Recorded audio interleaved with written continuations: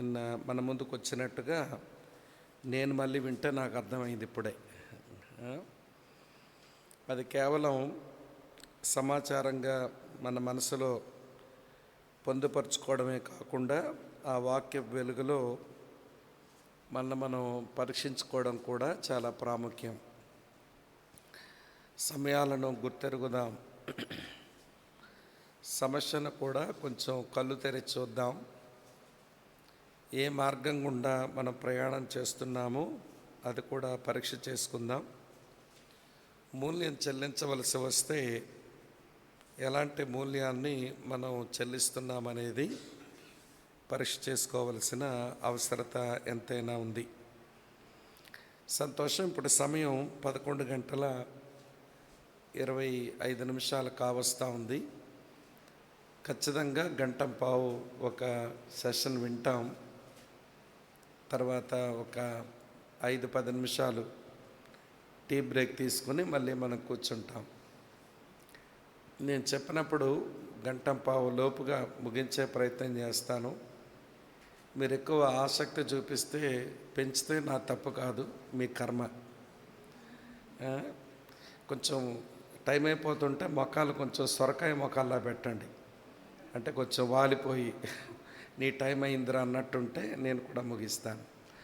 చాలా సంతోషం. దేవుని సన్నిధిని, దేవుని వాక్యాన్ని, దేవుని పిల్లల సావాసాన్ని ప్రేమించవచ్చిన మరి దేవుని దాసులకు, విశ్వాసులైన మీ అందరికీ మరోసారి నా హృదయపూర్వకమైన వందనాలు చెల్లిస్తూ ఉన్నాను.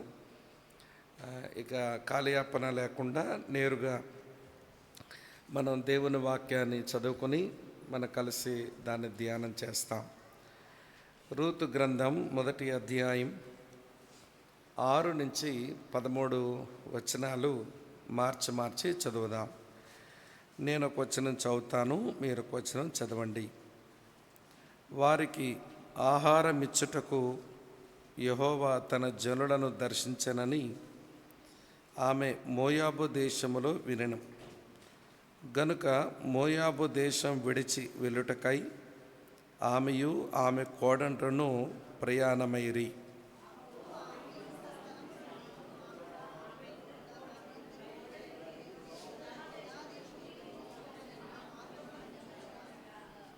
నయోమి తన 2 కోడండ్రును చూచి, మీరు మీ తల్లుల ఇండ్లకు తిరిగి వెళ్ళుడి.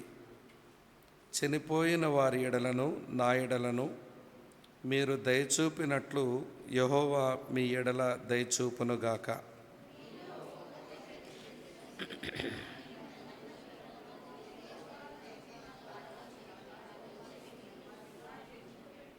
అంతటా వారు ఎలుగెత్తి ఏడ్చి, నీ ప్రజల యొద్దకు నీతో కూడా వచ్చేదమని ఆమెతో చెప్పగా,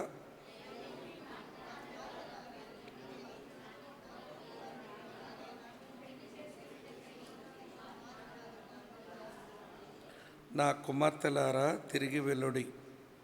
నేను పురుషునితో ఉండలేని ముసలిదానను, నాకు నమ్మిక కలదని చెప్పి ఈ రాత్రి పురుషునితో ఉండి కుమారులను కనెను.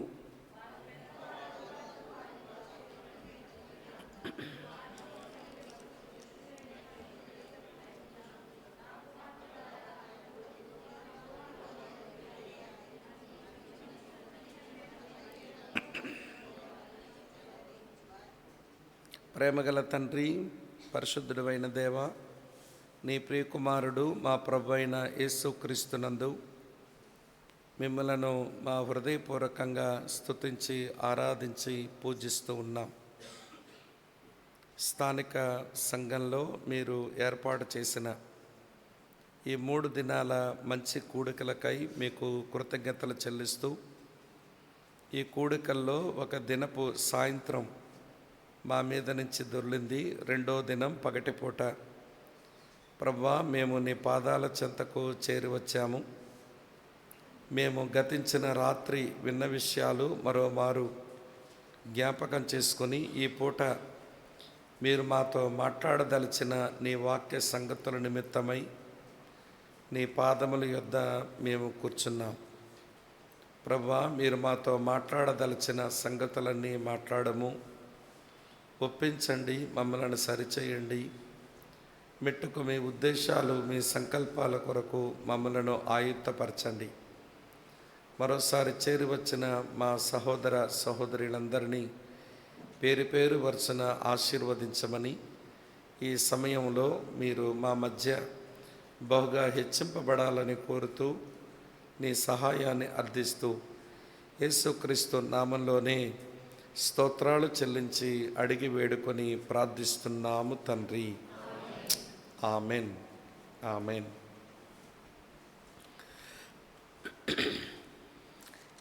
ఈరోజు మనం చదివిన ఈ వాక్య ధ్యానంలోనికి వెళ్ళే ముందు బైబిల్లోంచి ఒక వచనం చూపగోరుతా ఉన్నాను. విలాపవాక్యములు 5వ అధ్యాయం, విలాపవాక్యములు 5వ అధ్యాయం 21వ వచనం దయచేసి గమనించాలని కోరుతా ఉన్నాను. యెహోవా, నీవు మమ్మును నీ తట్టు త్రిప్పిన ఎడల మేము తిరిగెదము, మా పూర్వస్థితి మరలా మాకు కలుగు చెయ్యము. ఈ ఒక్క వచనంలో క్రైస్తవ విశ్వాస జీవితంలో మనం కలిగి ఉండవలసిన ఒక 3 మంచి అనుభవాలు మనకిక్కడ కనబడతాయి. ఏ తరములో ఉన్న క్రైస్తవ్యానికైనా ఈ 3 అనుభవాలు చాలా ఆశీర్వాదకరమైన అనుభవాలు. ఈ ఒక్క వచనంలోనే ఆ 3 అనుభవాలు మనకు కనబడతాయి. యెహోవా, నీవు మమ్మను నీ తట్టు త్రిప్పిన ఎడల, ఈ వచనంలో ఉన్న అనుభవం ఉజ్జీవం, రివైవల్ అని అంటాం. దేవుని ప్రజలు దేవుని తట్టు తిరగడం అది ఉజ్జీవ స్థితి. మీరు ప్రవక్తల గ్రంథాలు ఒకవేళ చదివితే, అది పెద్ద ప్రవక్తల గ్రంథాలైనా కావచ్చు, చిన్న ప్రవక్తల గ్రంథాలైనా కావచ్చు, ఈ ప్రవక్తల గ్రంథాలలో ఈ మాట పదే పదే మనం చూస్తాం. మీరు నా తట్టు తిరిగిన ఎడల నేను మీ తట్టు తిరిగెదను, మీరు నా యొద్దకు వచ్చిన ఎడల నేను మీ యొద్దకు వచ్చేదను. Turn unto me, I will turn unto you. Draw near to me, I will draw near to you అని పాత నిబంధనలో పెద్ద ప్రవక్తలు, చిన్న ప్రవక్తల ద్వారా దేవుడు తన ప్రజలకిచ్చిన పిలుపు అలా కనబడుతుందన్నమాట. దేవునికి దగ్గరగా ఉండవలసిన వారు దేవుని యొద్ద నుంచి వారు దూరంగా తొలగి వెళ్ళిపోయినప్పుడు దేవుడు పిలిచిన పిలుపది. ఆ పిలుపును అందుకొని దేవుని తట్టు మనం తిరగడమే అది ఉజ్జీవ స్థితి. విలాప వాక్యాల గ్రంథంలో ఇర్మియా విలపిస్తూ అంటున్న మాట, ఇది ప్రార్థనా మాట. యెహోవా, నీవు మమ్మను నీ తట్టు త్రిప్పిన ఎడల, అది రివైవల్ స్టేజ్, ఉజ్జీవ స్థితి ఒకటి. రెండో మాట ఏంటంటే మేము తిరిగెదము అన్నాడు, చూశారు. దానిని సంస్కరణ అని అంటాం, దాన్ని రెఫర్మేషన్ అంటారు.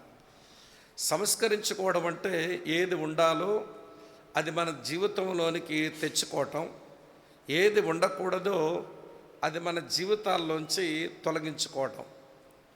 అదే దేవుని తట్టు తిరగడం, అది సంస్కరించుకోవడం. క్రైస్తవ సంఘం భూమి మీద ఆవిర్భావం చెందిన నాటి నుంచి అనేక విషయాలలో సంఘం సంస్కరించబడుతూనే వచ్చింది. మరి ముఖ్యంగా 15వ శతాబ్దంలో దైవజనుడు మార్టిన్ లూథర్ వలన సంఘము సుమారు ఒక 95 ప్రాముఖ్యమైన విషయాలలో సంస్కరణకు ఆయన తలుపులు తెరిచాడు. సంఘం సంస్కరించుకోకపోతే ఇది మతాచారాలకు కొట్టుకుపోతుంది అని గుర్తెరిగిన దైవజనుడు సంఘం సంస్కరించబడ్డం కొరకు గొప్ప పోరాటమే చేశాడు అనిపిస్తుంది. సరే, నేను చెప్పగోరే విషయం ఏంటనంటే, ఉజ్జీవాన్ని పొందిన వారు సంస్కరించుకోవాలి. అంటే దేవుని తట్టు తిరగడానికి దేవుడు తిప్పితే మనం తిరగాలి. అది మంచి ఆధ్యాత్మిక అనుభవం అన్నమాట.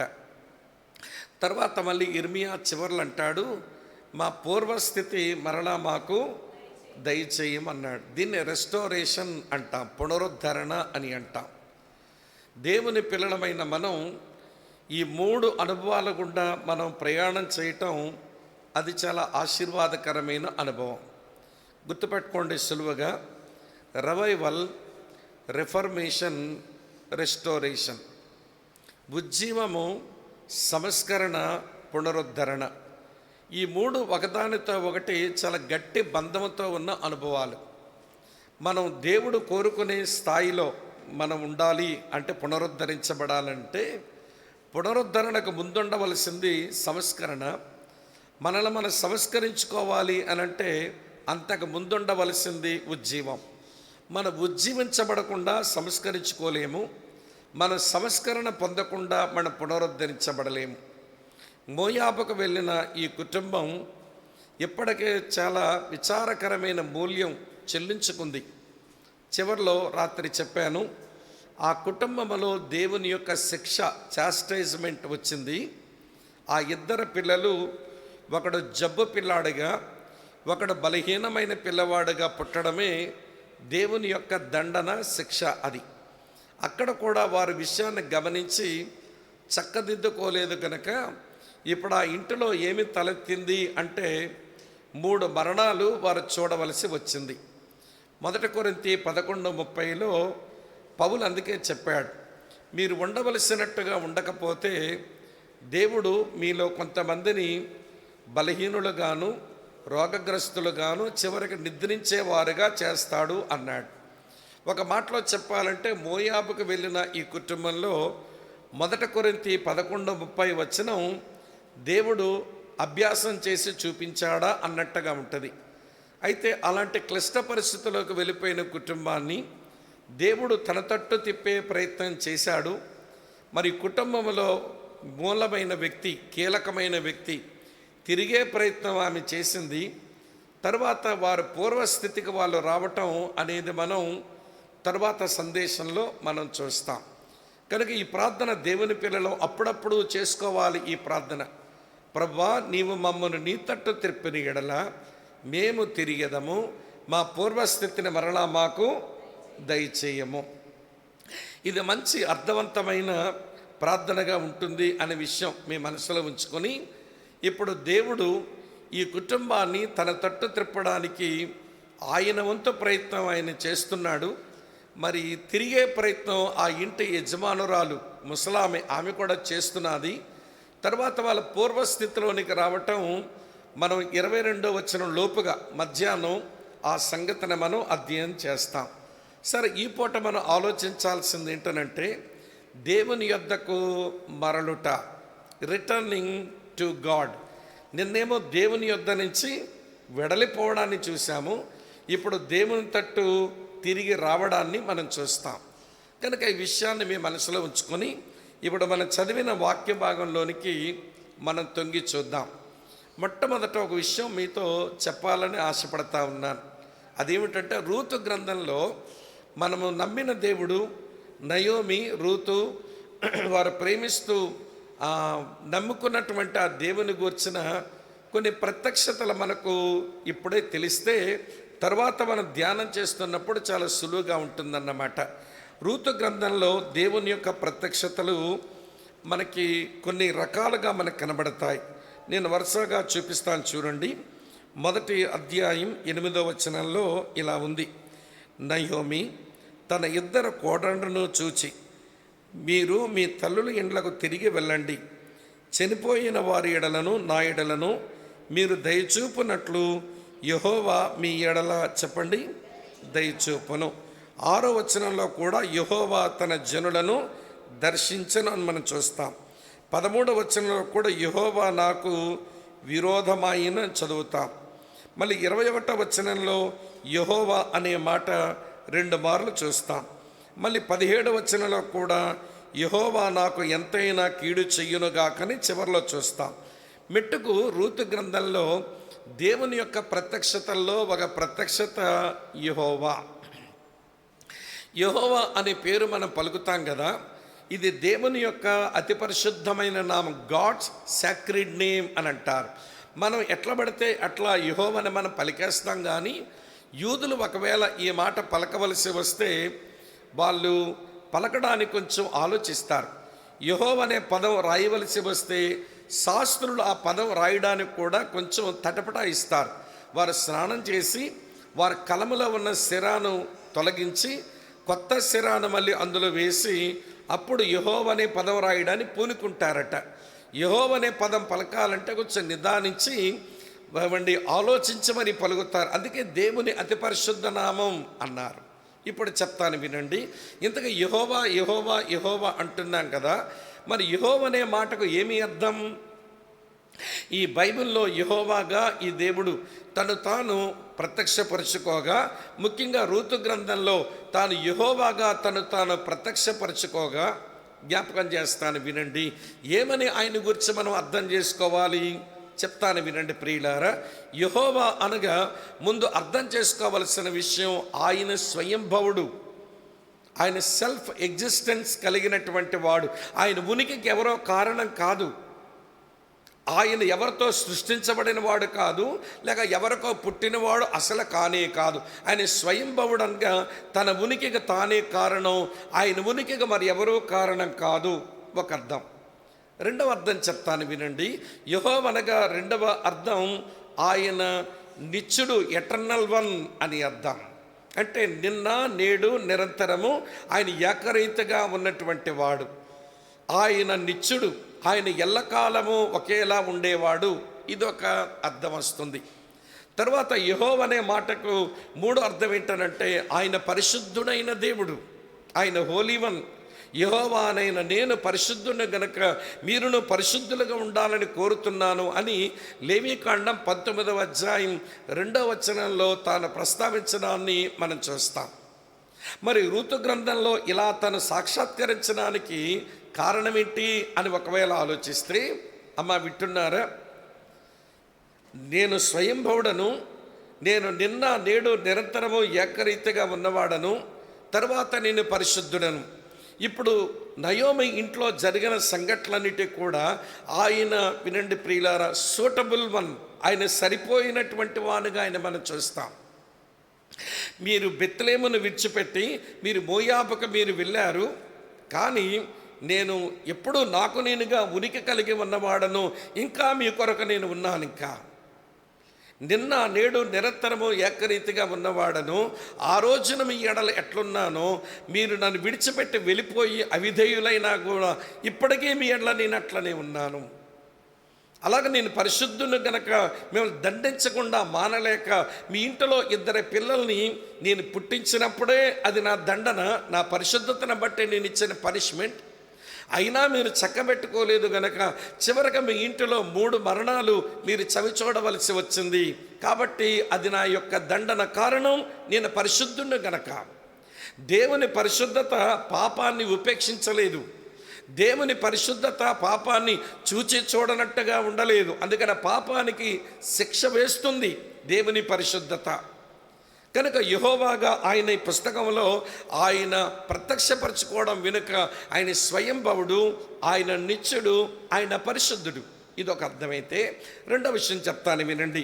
ఈ పుస్తకంలో దేవుని ప్రత్యక్షతలో మరొక సంగతి చెప్తాను. 1వ అధ్యాయం 16వ వచనం చూస్తారా? అందుకు రూతు, నా వెంబడి రావద్దనియు నన్ను విడిచిపెట్టమనియు నన్ను బతిమాలు కొనవద్దు. నీవు వెళ్ళి చోటకే నేను వచ్చేదను, నీవు నివసించు చోటనే నేను నివసించేదను. నీ జనమే నా జనం. తర్వాత ఏంటి? నీ దేవుడే నా దేవుడు. ఇక్కడ నీ దేవుడే నా దేవుడు అనే దగ్గర ఏమని చెప్పబడుతున్నదనంటే ఆయన ఎలోహీం. ఆయన పేరేంటి? ఎలోహీం. ఆదికాండం 1వ అధ్యాయం 1వ వచనంలో చూస్తాం కదా, ఆది యందు దేవుడు అనే మాట. ఆ మాట ఇక్కడ రూతు నయోమితో అంటుంది, నీ దేవుడే నా దేవుడు, నీ ఎలోహీమే నా ఎలోహీం. ఎలోహీం అనగా మళ్ళీ అర్థం చెప్తాను వినండి ప్రియులారా. ఎలోహీం అంటే ఒక అర్థం ఆయన క్రియేటింగ్, మనం సృష్టించినటువంటి వాడు, ఆయన సృష్టికర్త. సరే, ఆయన సృష్టికర్తగా ఎట్లుంటాడో చెప్తాను తర్వాత, ముందు వినండి. రెండవది, ఎలోహీం అంటే రెండవ అర్థం నిర్వహించువాడు, కంట్రోలింగ్ వన్. ఆయన నిర్వహించేవాడు ఆయన. మూడో విషయం చెప్తాను వినండి. ఎలోహీం అనంటే కవనెంట్ మేకింగ్ వన్, నిబంధన చేయువాడు ఆయన. వింటున్నారు ఈ మాట? సృజించిన వాడు, నిర్వహించిన వాడు, నిబంధన చేసేవాడు. సృజించిన వాడు ఎంత బాగా సృజించినాడు. మీరు ఎప్పుడైనా ఆదికాండం 1వ అధ్యాయం ఆ 1వ పేజీ మీరు చాలా జాగ్రత్తగా చూస్తే ఆయన క్రియేటింగ్ వర్క్ చాలా అద్భుతంగా మనకు కనబడుతుంది. మీరు 6 రోజుల్లో మీరు ఆయన సృజించే పని మీరు చూస్తారు కదా. 6 రోజుల్ని మీరు చాలా జాగ్రత్తగా గమనిస్తే 3 రోజులు ఒకలాంటి పని, 3 రోజులు మరోలాంటి పని ఆయన చేశాడు. మొదటి 3 రోజుల్లో చేసిన ఆయన పని ఏంటంటే, అమ్మ వింటున్నారా, వర్క్ ఆఫ్ ఫార్మేషన్. ఆయన ఏదో నిర్మించే పని చేశాడు.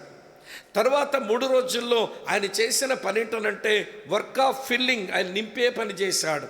నిర్మించాడు, నింపాడు. కొంచెం అర్థమయ్యేలా చెప్తాను వినండి. మొదటి రోజు ఆయన వెలుగు కలుగునుగా కంటే వెలుగు కలిగింది. వెలుగు కలిగిన తర్వాత వెలుగును చీకటిని ఆయన వేరుపరిచాడు. వెలుగుకేమో పగలని పేరు పెట్టాడు, చీకటికేమో రాత్రి అన్నాడు. అది ఫార్మేషన్, అది నిర్మాణం అంతే. మీరు 4వ రోజు పని చూడండి, గమనించండి. 4వ రోజు ఆయన చేసిన పని ఏంటో తెలుసా? పగటి నేలుటకు సూర్యుడిని పెట్టి నింపాడు, రాత్రి నేలుటకు చంద్ర నక్షత్రాన్ని పెట్టి నింపి ఆశీర్వదించేశాడు. అంతే. మొదటి రోజు నిర్మాణం, 4వ రోజు నింపడం. అమ్మ అర్థమవుతున్నదా? తర్వాత 2వ రోజున జలములన్నీ ఒక దగ్గర ఉంటే ఆ జలములను ఆయన వేరు చేసి పై జలములకు ఆకాశాలని పేరు పెట్టాడు, కింది జలాలకేమో సముద్రాలని పేరు పెట్టాడు. అలా పెట్టిన తర్వాత 5వ రోజు ఆయన చేసిన పనేంటో చూడండి.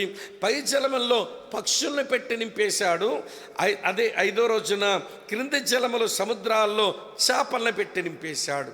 2వ రోజు ఫార్మేషన్, 5వ రోజున ఫిల్లింగ్ జరిగిపోయింది. అలా బ్లెస్ చేసేసాడు క్రియేషన్ని.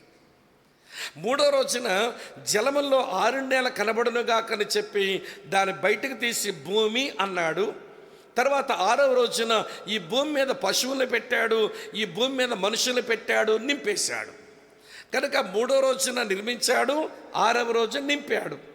అమ్మ అర్థమవుతుందా? కనుక నిర్మించేవాడు ఆయన, నింపేవాడు ఆయన. అలాంటి అద్భుతమైన సృష్టికర్త ఎలోహీం. ఆదికాండం 1వ అధ్యాయం 1వ వచనంలో ఆదియందు దేవుడు అంటే ఏమి దేవుడు? ఆయన నిర్మించే దేవుడు, నింపే దేవుడు. ఏమమ్మా నయోమి, నేను నిర్మించే నింపే నేను ఎలోహీము. నేను ఈ రూతుకు అర్థమైంది. అందుకంటుంది నీ దేవుడే నా దేవుడు. నయోమి, మీరు నమ్మిన, మీరు వెంబడిస్తున్న ఆ దేవుడే. ఆ రూతు కూడా ఎవడు వెంబడించడానికి తీర్మానం చేసుకోవడంలో ఆయన ఎలోహీం అని మాట మనం చూస్తాం. 2వ సంగతి, నిర్మించి నింపి సృష్టికర్త అయినటువంటి వాడు ఆయన కంట్రోల్ మీద సమస్తాన్ని ఆయన నియంత్రిస్తున్నాడు. ఆయన కంట్రోల్లో లేకుండా ఏముంది చెప్పండి? పరలోక సేనలు ఆయన కంట్రోల్లో లేవా? భూమి మీద ఉన్న నివాసులు ఆయన కంట్రోల్లో లేరా? సముద్రములు ఉన్నవి ఆయన స్వాధీనములో లేవా? లేక మహాసముద్రాల్లో ఉన్నవి ఆయన స్వాధీనములో లేవా? వీటన్నిటి మీద కూడా ఆయన అధికారం చలాయించే ఆయన సార్వభౌముడైన దేవుడు. ఎంత బాగుంటుందో ఈ మాట. 115వ కీర్తన 3వ వచనంలో కీర్తనాకారుడు అంటాడు, మా దేవుడు పైన ఆకాశమందున్నాడు, ఆయనకిచ్చవచ్చున్నట్లుగా సమస్తమును చేయుచున్నాడు అంటాడు. ఆయన ఇష్టం వచ్చినట్టుగా సమస్తాన్ని చేయగలిగిన సార్వభౌముడు, చక్రవర్తి, ఆయన రాజుల రాజు, ఆయన ప్రభుల ప్రభు. దానికి ఈ వచనం కూడా కలపండి, ఎంత బాగుంటుందో. కీర్తన గ్రంథం నుంచి 135వ కీర్తన చూడండి, 6వ వచనం రాసిందో, ఆకాశమందును భూమి యందును సముద్రముల యందును మహాసముద్రములన్నిటి యందును ఆయన తనకిష్టమైనదంతయు జరిగించువాడు. ఇంకో వచనం కలపంటాను, ఇంకో వచనం కలపండి. దానియేలు గ్రంథం 4వ అధ్యాయం 35వ వచనంలో సమస్తాన్ని నిర్వహించే సార్వభౌముడైన దేవుని గూర్చి ఒకడికి గడ్డి తిన్నాక బుద్ధి వచ్చింది. బుద్ధి వచ్చాక చెప్పాడు ఈ మాట. చదవండి ఈ మాట. 4వ అధ్యాయం 35వ వచనంలో, భూనివాసులందరూ ఆయన దృష్టికి ఎన్నికకు రానివారు, ఆయన పరలోక సేనలను భూనివాసులను తన చిత్తము చొప్పున ఆయన జరిగించువాడు. ఆయన చెయ్యి పట్టుకొని నీవు ఏమి చేయుచున్నావని ఆయనతో చెప్పగలిగినటువంటి వాడు ఎవడున్నాడు చెప్పండి. అమ్మ అర్థమవుతుంది నేను చెప్పే మాట. సమస్తాన్ని నిర్వహించే సర్వాధికారము కలిగినటువంటి వాడు ఆయన. ఆయన పరలోక సేనలను, భూనివాసులను, సముద్రముల్లోనూ మహాసముద్రముల్లోనూ ఆయనకి ఇష్టమైనదంతా చేసి సమస్తాన్ని నిర్వహించువాడు ఆయన. ఏమమ్మా నయోమి, నేనెవరనో తెలుసా?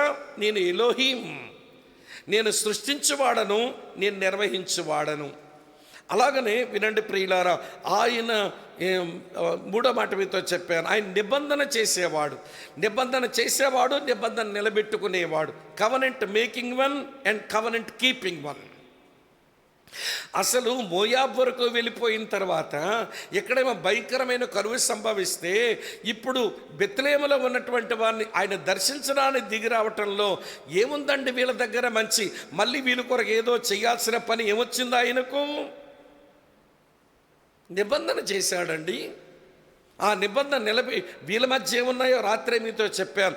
ఎన్ని అరాచకాలు జరుగుతున్నాయో దేవుని ప్రజల మధ్య. ఒకవైపు చూస్తే నరహత్యలండి, ఒకవైపు చూస్తే వ్యభిచార కృత్యాలండి, ఒకవైపు చూస్తుంటే స్వలింగ సంపర్కులు పెరిగిపోయారు. అలాంటి ప్రజలను మళ్ళీ దేవుడు పట్టించుకోవచ్చునా? మీతో నాకు పని లేదు అని వాళ్ళు వదిలిపెట్టేసేయాలి, కానీ వదలలేనంటున్నాడు ఆయన. నేను చెప్పలేదు, ఆయన అన్నమాట చూపిస్తాను. అందుకని ఈ ఎలోహీం నిబంధన చేసి నిబంధన నిలబెట్టుకునేవాడు. న్యాయాధిపతుల గ్రంథం చూస్తారా? 2వ అధ్యాయంలో రాసి ఉంటుంది. న్యాయాధిపతుల గ్రంథం 2వ అధ్యాయం నేను చూపిస్తాను. నిబంధన చేసి నిలబెట్టుకునే దేవుడు గనక ఇంత భ్రష్టు పట్టిన మనుషులు, అమ్మా వింటున్నారా, నైతికంగా అపరిశుద్ధులైపోయారు, ఆధ్యాత్మిక రాజీ పడే వాళ్ళు అయిపోయారు, చివరికి ఎంతో ఉదాసీన వైఖరితో మిగిలిపోయారు. అయినా వారిని పట్టించుకోవడానికి కారణం ఈయన పేరు ఎలోహీం. ఈయన పేరు ఎలోహీం. చదవండి 2వ అధ్యాయంలో 1వ వచనం ఏమి రాసిందో.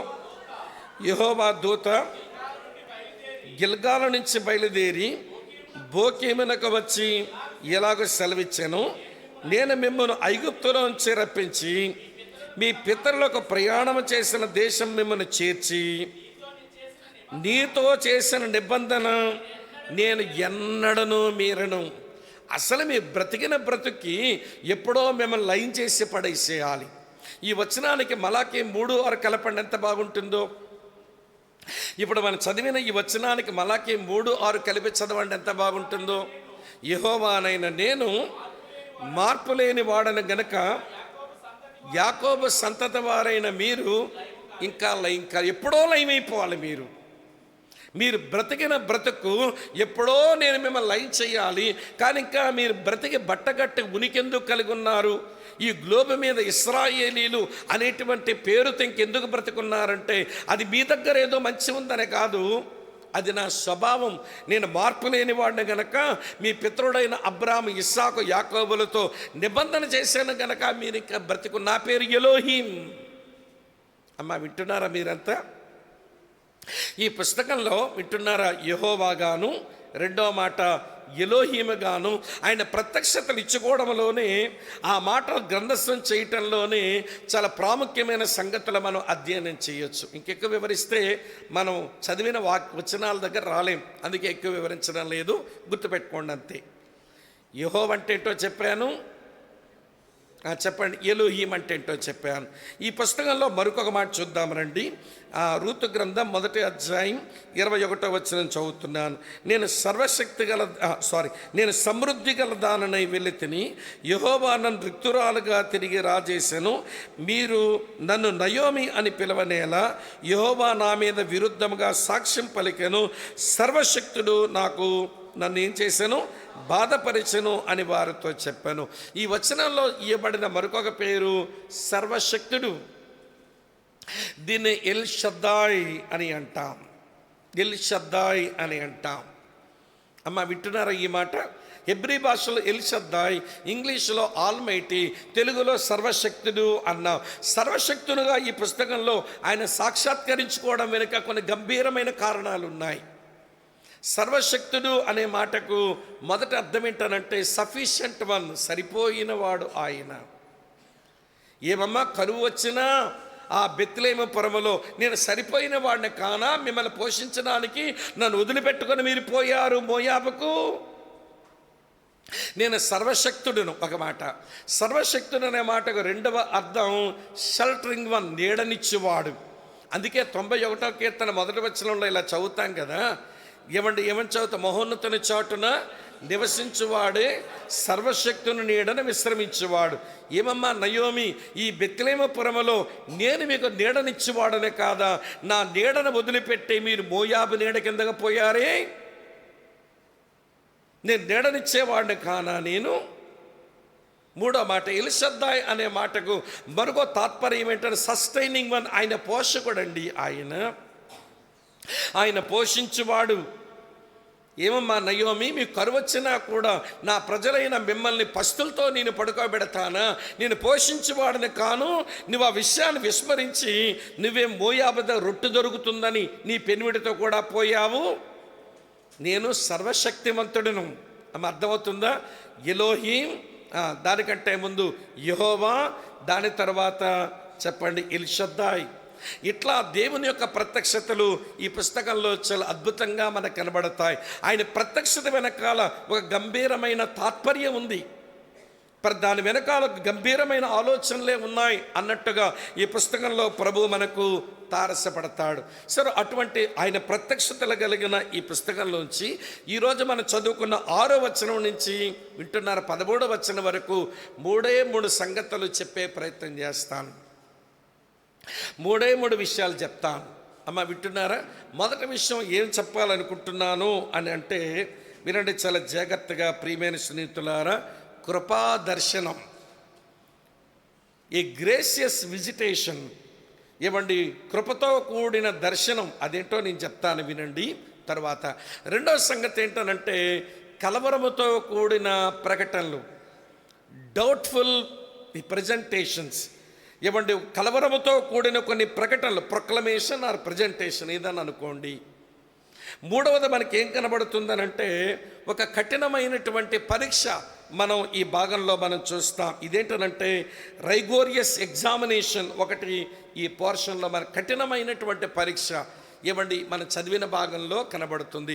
తెలుగులో సులువుగా 3 మాటలు గుర్తుపెట్టుకోండి: కృపతో కూడిన దర్శనం, కలవరముతో కూడిన ప్రకటనలు, తర్వాత కఠినమైనటువంటి పరీక్షలు. ఈ 3 విషయాలు మీ మనసులో జ్ఞాపకం ఉంటే ఇప్పుడు నేను చెప్పే విషయాలు మీకు ఏమండి చక్కగా మీకు అర్థమవుతాయి అన్నట్టు. రండి, మొదటి విషయం జ్ఞాపకం చేస్తాను. 6వ వచనం, రూతు గ్రంథం 1వ అధ్యాయం 6వ వచనం చూడండి. వారికి ఆహారం ఇచ్చుటకు యెహోవా తన జనులను దర్శించనని ఆమె మోయాబు దేశములో వినెను. ఆగండి తమ్ముడు, ఈ వచనంలో యెహోవా తన జనులను ఏమి చేశాను? దర్శించను. సుమారు 10 సంవత్సరాలు ఇక్కడ బ్రతికారు. ఇప్పుడు మోయాబులో ఉంటున్నటువంటి వీళ్లకు బెత్లెహేములో దేవుని ప్రజలను దేవుడు దర్శించినాడు అని ఆమె వినింది. సరే, ఇప్పుడు ఒక విషయం చెప్తాను. వాళ్ళు దర్శించడానికి వారి వైపు ఏమీ మంచి కారణాలు లేవు అని ఇప్పటికే మీకు అర్థమై ఉండాలి. దేవుడు ఎప్పుడూ చాలినవాడే, దేవుని ప్రజలు ఎప్పుడూ చల్లారినోలే. ఆయనేమో చాలినవాడు. వాళ్ళు అనకండి, మనం అనండి, కొంచెం బాగుపడతాం మనం. చెప్పండి, వాళ్ళేమో అనకండి, మనం అనండి, మనం ఎప్పుడు చల్లారిన వారమే. ఇప్పుడు న్యాయాధిపతులు ఏలిన దినముల్లో వారు చల్లారిన పరిస్థితి ఏంటో చెప్పమంటారా? ఇవ్వండి, 3 సంగతులు చెప్తాను. ఇలాంటి ప్రజలను దేవుడు దర్శించాడు అంటే అది కృపతో కూడిన దర్శనమే తప్ప ఇవ్వండి అర్హతలతో వచ్చినటువంటి విజిటేషన్ అయితే కాదు. చెప్తాను వినండి. ఎలాంటి ప్రజలుగా వారు బ్రతుకుతున్నప్పుడే దేవుని యొక్క విజిటేషన్, దేవుని యొక్క దర్శనం వాళ్ళకి దొరికింది అని అంటే జ్ఞాపకం చేస్తాను. మొదటి విషయం ఏంటంటే వాళ్ళు హిస్టారికల్ క్రైసిస్లో ఉన్నారు. హిస్టారికల్ క్రైసిస్లో అంటే అర్థమేంటో తెలుసా? యెహోషువ ఉన్నప్పుడు ఎంత బాగుంటారో ఇప్పుడు యెహోషువ చనిపోయిన తర్వాత కాల ప్రవాహంలో కొట్టుకొని పోతూ అంత ఆధ్యాత్మికంగా లేరు. జ్ఞాపకం చేయమంటారా? యెహోషువ ఉన్నప్పుడు ఏమండి యెహోషువతో ఉన్న ఇశ్రాయేలు విశ్వాసంతో ఉన్నారండి. ఇప్పుడు న్యాయాధిపతులు ఏలిన రోజులకు వచ్చేసరి విశ్వాసం ఎగిరిపోయింది. యెహోషువ ఉన్నప్పుడు విధేయతతో బ్రతికారండి. ఇప్పుడేమో వారి దగ్గర విధేయతలు ఎగిరిపోయినాయి. యెహోషువ ఉన్నప్పుడు విజయాల గుండా ప్రయాణం చేశారండి. ఇప్పుడేమో ఓటములు అపజయాల గుండా ప్రయాణం చేస్తున్నారు. అమ్మ, అర్థమవుతున్నదా? ఏమంటే యెహోషువ ఉన్నప్పుడు కనాను దేశాన్ని స్వాధీనపరుచుకుంటూ పోయారు. ఇప్పుడేమో స్వాధీనపరచుకోకుండా వీరు ఏమండి నిర్లిప్తంగా, నిర్లక్ష్యంగా, ఉదాసీన వైఖరితో బతికేస్తున్నారు. అందుకని ఒకప్పుడు ఎంత బాగున్నారో ఇప్పుడు అలా లేరు. అందుకని దీన్ని హిస్టారికల్ క్రైసిస్ అని అనవలసి వచ్చింది. ఆ రోజున వారంతే, ఈ రోజున మనము అంతే. ఒకవేళ ఖమ్మంలో ఆరంభంలో క్రైస్తవ్యం ఆరంభించబడిన తొలి రోజులు బాగా భక్తి చేస్తున్నటువంటి ఆ రోజుల్లో ఉన్న ఆ రోజు ప్రార్థన, ఆ రోజు విశ్వాసం, ఆ రోజు విధేయత, ఆ రోజున ఆధ్యాత్మిక నాయకత్వానికి లోబడ్డం, అవన్నీ ఇప్పుడు కనబడతాయంటే కనబడవు. ఇందా చెప్పానే యెహోషువ ఉన్నప్పుడు వారికంటూ ఒక నాయకుడు ఉన్నాడు. న్యాయాధిపతుల గ్రంథానికి వచ్చేసరికి వారికంటూ ఒక నాయకుడు లేడు. అంటే ఒకప్పుడున్న విశ్వాసం ఇప్పుడు లేకపోయి, ఒకప్పుడున్న విధేయత ఇప్పుడు లేకపోయి, ఒకప్పుడున్న విజయాలు ఇప్పుడు లేకపోయి, ఒకప్పుడు ఉన్న తీవ్రత ఇప్పుడు లేకపోయి, ఒకప్పుడున్న నాయకత్వం ఇప్పుడు లేకపోయి, ఇవన్నీ ఒక దగ్గర తెస్తే వారు కాల ప్రవాహంలో వారు చాలా పాడైపోయారన్నమాట. ఇవే చారిత్రాత్మక ఇక్కట్లు అని అంటాం. ఇలాంటి ప్రజలను దేవుడు దర్శించడం ఏంటండి?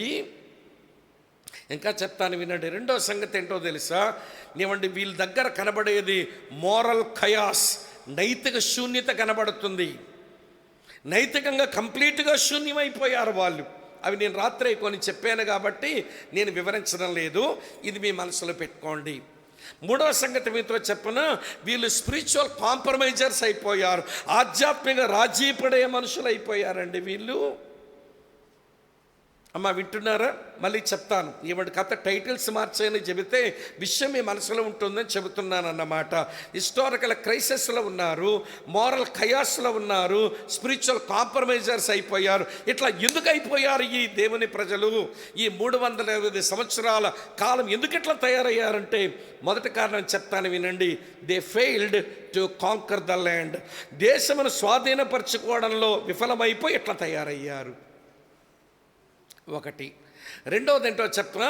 They fail to క్లింగ్ the lord. ప్రభుని హత్తుకొని ఉండే విషయంలో విఫలమైపోయి ఎట్లా తయారయ్యారు. మూడో విషయం చెప్పనా? వినండి. They fail to consider the law. దేవుని ధర్మశాస్త్రమును లక్ష్యపెట్టగా వీళ్ళెట్లా తగలబడ్డారు. ఇట్లా అయిపోయిన మనుషులను దేవుడు ఇంకా జ్ఞాపకం చేసుకోవడం ఏంటండి? వాళ్ళు దర్శించడం, వాళ్ళ ఆహారం ఇవ్వడానికి యెహోవా మరలా వారిని దర్శించెను. అంటే ఇప్పుడు దేవుడు తన ప్రజలను దర్శించడానికి దేవుని ప్రజల వైపు ఏ మంచి కారణమూ లేదు. ఇది మనకి తెలియాలి ముందు. దేవుడు తన ప్రజలను దర్శించిన విషయం వస్తే తన ప్రజల దగ్గర ఏ మంచి కారణమో కనబడడం లేదు. కానీ దేవుడు మరి ఎందుకు దర్శించినాడనంటే అబ్రాహాము, ఇస్సాకు, యాకోబులకు ఏమైతే అతను నిబంధన చేసి ఆయన వాగ్దానం ఇచ్చాడో దాన్ని జ్ఞాపకం చేసుకుంటూ ఆయన కృపతోనే వాళ్ళని దర్శిస్తూ ఉన్నాడు. అర్థమవుతుందా? ఇది కృపతో కూడిన దర్శనం. దేవుడు కృపతోనే దర్శించడం తప్ప వాళ్ళు యోగ్యతను బట్టి, అర్హతను బట్టి దర్శించడం కాదు. ఇప్పుడు చెప్తాను విన్న కృపా దర్శనంతో దేవుడు తన ప్రజలను కలుసుకునే తీరు చూస్తున్నప్పుడు దేవుని వైఖరి ఎలా ఉంటుందో లేఖన భాగాల్లో బలి స్పష్టంగా ఒక చిన్న పారాగ్రాఫ్లో చూపిస్తాను. ఆ రోజున వారికైనా ఈ రోజున మనకైనా దేవుడు కృపతో మనం దర్శించినటువంటి వేళ ఇలాంటి కారణాలతోనే దేవుడు దర్శిస్తాడు. మన వైపే మంచి కారణాలు ఉండవు అనేది మనసులో పెట్టుకుంటే ఇప్పుడు చిన్న 3 వచనాల చిన్న పారాగ్రాఫ్ చూపిస్తాను. దేవుని యొక్క విజిటేషన్ ఎంత బాగుంటుందో మీకు అర్థమవుతుంది. నాతో రండి అందరు ఒకసారి. అమ్మ, వింటున్నారా? శ్రీకాకుళం కాదు, ఎక్కడ కూర్చున్నా నా వెనకాల రండి. ఆలోచనల్లో నా వెనకాల రండి అంటే ఏదో కళ్ళు కొంచెం గుడ్లు అప్పగించి వస్తుంటే నా భయం వేసింది. అమ్మ, వింటున్నారా? నిర్గమాకాండానికి రండి, చూపిస్తాను మీకు. 2వ అధ్యాయం, నిర్గమాకాండం 2వ అధ్యాయంలో దేవుని కృపాదర్శనం, దాని విశేషం మనకు అర్థం కావాలంటే దేవుని వైఖరి తన ప్రజల ఎలా ఉంటుందో ఈ 3 వచనాల్లో చూసేయచ్చండి. అమ్మ, తెరవండి అందరూ. నిర్గమాకాండం 2వ అధ్యాయం 23, 24, 25 వచనాలు చూడండి.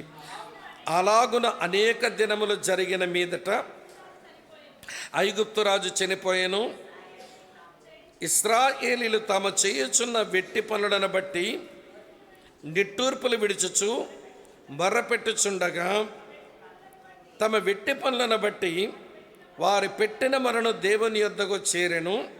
కాగా దేవుడు వారి మూలుగులను విని అబ్రాము, ఇస్సాకు, యాకోబులతో తాను చేసిన నిబంధనను జ్ఞాపకం చేసుకొనెను.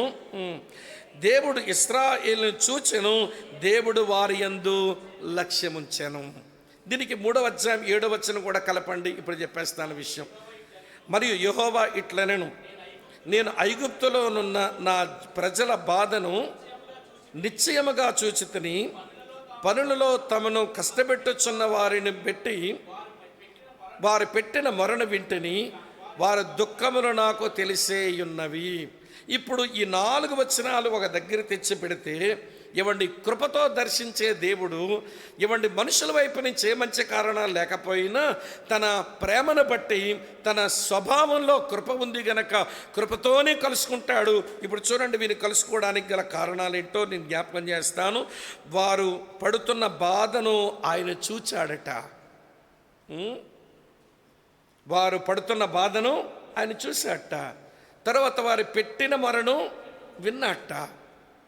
తర్వాత ఇంకో మాట మనం చూస్తాము. తర్వాత ఏం చూస్తామనంటే, తన వారి పితరులతో చేసిన నిబంధనను జ్ఞాపకం చేసుకున్నాడట. తర్వాత మాట ఏంటో తెలుసా, ఆయన వారి యందు లక్ష్యముంచాడట. 4 మాటలు గమనించండి. చూచాను, విన్నాను, జ్ఞాపకం చేసుకున్నాను, లక్ష్యముంచాను. దేవుడు తన సమృద్ధైన కృపతో తన ప్రజలను దర్శించే ఆ తీరు మనం చూస్తున్నప్పుడు ఈ 4 మంచి అనుభవాలు కనబడతాయి. ఆయన చూస్తాడు, ఆయన వింటాడు, ఆయన జ్ఞాపకం చేసుకుంటాడు, ఆయన లక్ష్య పెడతాడు. నేను అనుకుంటాను, ఇవ్వండి, మోయాబు దేశానికి ఫ్యామిలీ అయితే పోయింది, కానీ ఇంకా బెత్లెహేములో చాలామంది ఉంటారుగా. ఇక్కడ ఉన్నారా లేదా మీరు? అమ్మ, ఉన్నారక్క బెత్లెహేములో చాలామంది. మరి మిగిలిన ఏం చేస్తుంటారండి అని అంటే, ఒకే పని, వారు యెహోవాకు మొరపెడతా ఉంటారు, అంతే. దేని బట్టి చెప్పగలనంటే, న్యాయాధిపతుల గ్రంథంలో ఇవ్వండి 7 సార్లు ఒక సైకిల్ అట్లా తిరుగుతున్నట్టుగా కనబడుతుంది ఆ పుస్తకంలో. ఈ 21 అధ్యాయాల్లో ఒక సైకిల్ తిరుగుతుంది. దాన్ని సిన్ సైకిల్ అన్నారు, పాపచక్రాలు అన్నారు. ఏమిటి సిన్ సైకిల్స్ అంటే, దేవుని ప్రజల పాపం చేస్తుంటారు, దేవుడేమో వారి మీదకేమో శ్రమలు పంపిస్తుంటాడు, దేవుని ప్రజలేమో మొరపెడతా ఉంటారు, దేవుడేమో ఒక రక్షకుడిని, న్యాయాధిపతినిచ్చి సమస్యలన్నీ కూడా ఎత్తివేస్తాడు. ఆయన ఉన్నంత వరకు వీళ్ళు చాలా బాగుంటారు, కానీ ఆ న్యాయాధిపతో పెద్ద ఆయన చచ్చిపోతే మళ్ళీ వీళ్ళు పాపం చేస్తుంటారు, మళ్ళీ శ్రమలు వస్తుంటాయి, మళ్ళీ ప్రార్థన చేస్తుంటారు, మళ్ళీ వారికి ఒక రక్షకుడిని, న్యాయాధిపతిని దేవుడిస్తుంటాడు. సింపుల్గా గుర్తుపెట్టుకోండి, సిన్, సఫరింగ్, సప్లికేషన్, సేవియర్, అంతే. దేవుని ప్రజలు సిన్ కమిట్ చేస్తుంటారు, దేవుడేమో సఫరింగ్స్ పంపిస్తుంటాడు, దేవుని కొరకైన శేషం వారు సప్లికేషన్ మొరల పెడుతుంటారు, దేవుడేమో ఒక న్యాయాధిపతినిచ్చి సమస్యలంటిగా పరిష్కారం ఇస్తూ ఉంటాడు. ఈ కుటుంబం అయితే మోయాబుకు వచ్చింది, కానీ మిగిలిన వారంతా అక్కడే ఉంటుండగా వారు మొరపెడతా ఉన్నారు, దేవా, ఈ కనాను దేశాన్ని తీసుకొచ్చావు, మమ్మలను శత్రుబాధ చేత, ఈ కరువుల చేత మేము బాధించబడుతున్నామని మొరపెడతా ఉన్నారు. వారేమో పడుతున్న బాధను ఆయన చూసి, వారు పెట్టిన మొరను ఆయన విని, వారి మీద, వినండి, వారి పితరులతో ఆయన చేసిన నిబంధన వాగ్దానాలు జ్ఞాపకం చేసుకుని వారు లక్ష్య పెట్టడంలో ఏమర్థమవుతుంది మనకు అంటే, మనుషుల యొక్క ఏదైనా యోగ్యత, అర్హతను బట్టి కాదు దేవుడు వాళ్ళు జ్ఞాపకం చేసుకునేది, ఆయన స్వభావాన్ని బట్టి జ్ఞాపకం చేస్తున్నాడు. ఆయన స్వభావాన్ని బట్టి జ్ఞాపకం చేసుకుంటున్నాడు.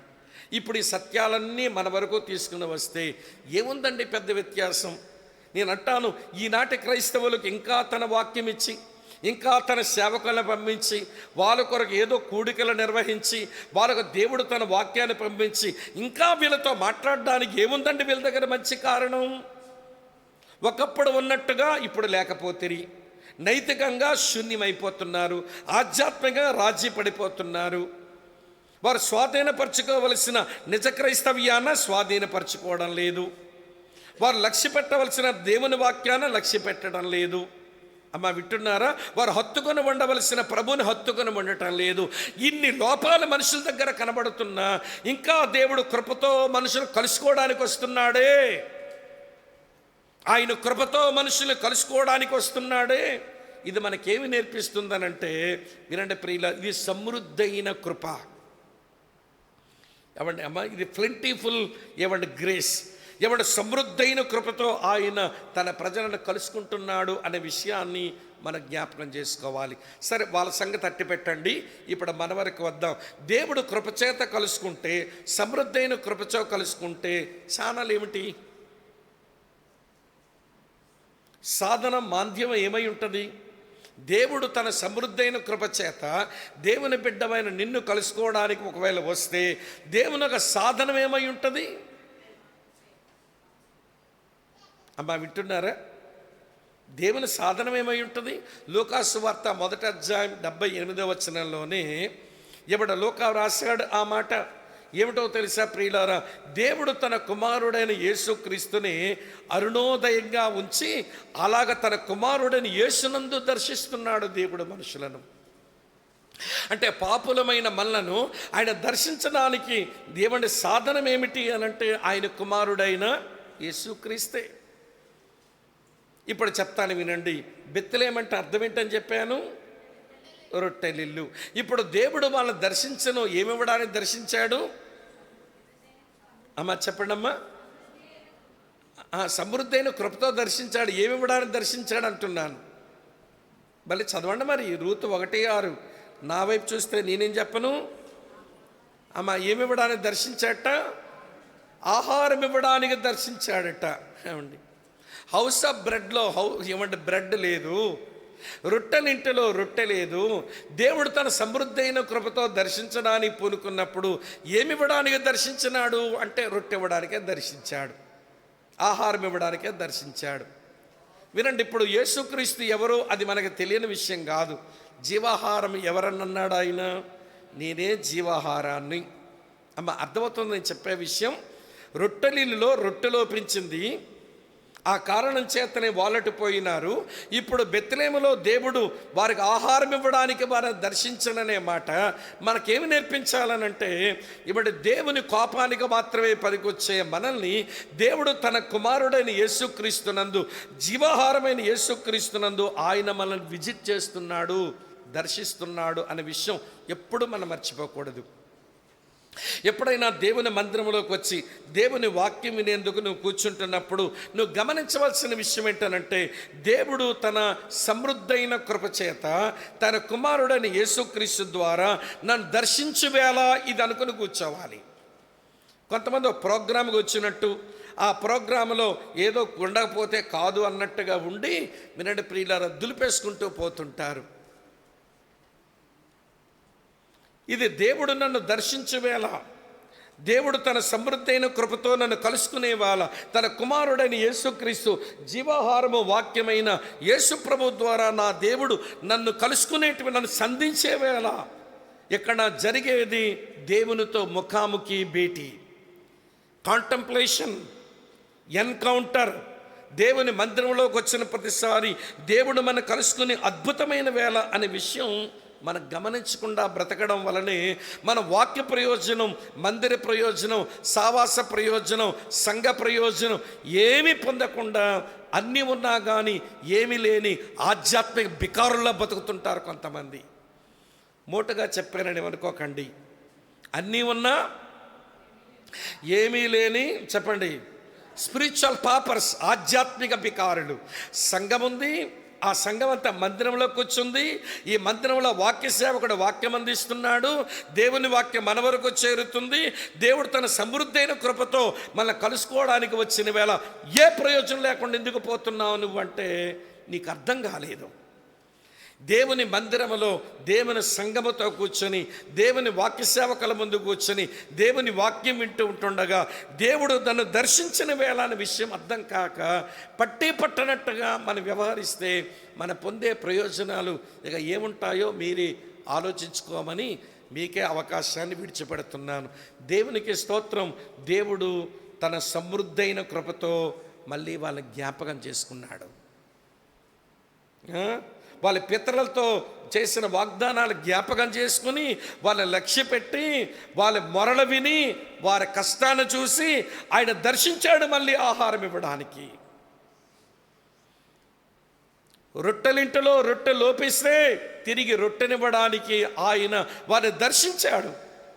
అదే విషయం దేవుని పిల్లలమైన మన వరకు తీసుకుని వచ్చి, ప్రియమిత్రులారా, ఏ మంచి ఉందని, ఏ యోగ్యత ఉందని దేవుడు మనల్ని విజిట్ చేయాలి, మనల్ని కలుసుకోవాలి, మనతో భేటీ అవ్వాలంటే నేను ఒకటే మాట అంటాను, మన వైపు ఏ మంచి కారణం లేకపోయినా ఆయన స్వభావాన్ని బట్టి మనల్ని ప్రేమించి మనల్ని పట్టించుకోవడం. నేను ఎప్పుడో చాలా రోజుల కిందట ఓ చిన్న స్టోరీ రీడర్స్ డైజెస్ట్లో చదివింది. అది చిన్న స్టోరీయే కానీ అప్పుడు క్రిస్టియన్స్ దాన్ని రీడర్స్ డైజెస్ట్ ముంబై నుంచి వచ్చేది ఆ మ్యాగజైన్. అప్పుడు క్రైస్తవులే దాన్ని నడిపించేవాళ్ళు. తర్వాత అది హైందవుల చేతిలోకి వెళ్ళాక ఇప్పుడు చదవలేం, కానీ అప్పుడు బాగుండేది. సుమారు ఒక 15-20 సంవత్సరాల కిందట ఆ మ్యాగజైన్లో వచ్చే ఆర్టికల్స్ చాలా మోరల్స్, చాలా స్పిరిచువల్ స్టోరీస్ ఉండేవి. అందులో స్టోరీ నేను చదివాను చాలా కాలం కిందట. అదేంటనంటే, ఇవ్వండి, ఒక భార్యాభర్తలు ఇంటికి ఎవరో ఆయన వచ్చాట. రాగానే ఉదయాన్నే తలుపు తీసి లోపల కూర్చోబెట్టి పలకరించి ఆయనకేదో టిఫిన్ సిద్ధం చేద్దామని వాళ్ళేమో కిచెన్లోకి పోతేను వాళ్ళకున్న చిన్న పాప అదేమో కళ్ళు నిలుపుకుంటా వచ్చి ఆ సిట్టింగ్ హాల్లో కొత్త ఆయన ఎవరో కూర్చోవడం చూసి ఆశ్చర్యపోయిందట. అమ్మా నాన్న కిచెన్లో ఉన్నారు, ఈయన ఇక్కడ కూర్చున్నాడంటే ఎవరో మాకు తెలిసిన వ్యక్తే కదా, లేకపోతే అమ్మా నాన్న ఎందుకు కూర్చోబెడతారని చెప్పి ఆ ఎదురుగా కూర్చున్న ఆయన ముందు ఎదురుగా సోఫాలో ఈ పిల్ల కూర్చుంది. ఇదేమో చిన్నది, అతనేమో కొంచెం పెద్ద మనిషి. సరే, ఆ పిల్లని చూసి ఆయన చూసి పిల్ల ఇట్లా నవ్వుకున్నారంట. నవ్విన తర్వాత ఈ చిన్నపిల్లతో ఏం మాట్లాడతామని ఆయన అనుకున్నాడు. ఈ పిల్లని కొద్దిసేపు ఆలోచించి సంభాషణ మొదలుపెట్టిందట. ఏమని మొదలుపెట్టిందంటే, అంకుల్ మీకు బొమ్మలంటే ఇష్టమేనా అని అడిగిందట. మరి బొమ్మల భాష మాట్లాడక మాకు జగన్ నవరత్నాలు మాట్లాడుద్దా ఈ పిల్ల, లేకపోతే మీరు రేవంత్ రెడ్డి పథకాలు మాట్లాడుద్దా ఈ పిల్ల? చిన్నపిల్ల కదా, బొమ్మల భాషే దీనికి వచ్చిగా బొమ్మల భాష మాట్లాడు. బొమ్మలంటే ఇష్టమేనా అంకుల్ అందట. అంటే ఓఎస్ పాప నాకు బొమ్మలంటే చాలా ఇష్టం అన్నట్టు ఈయన.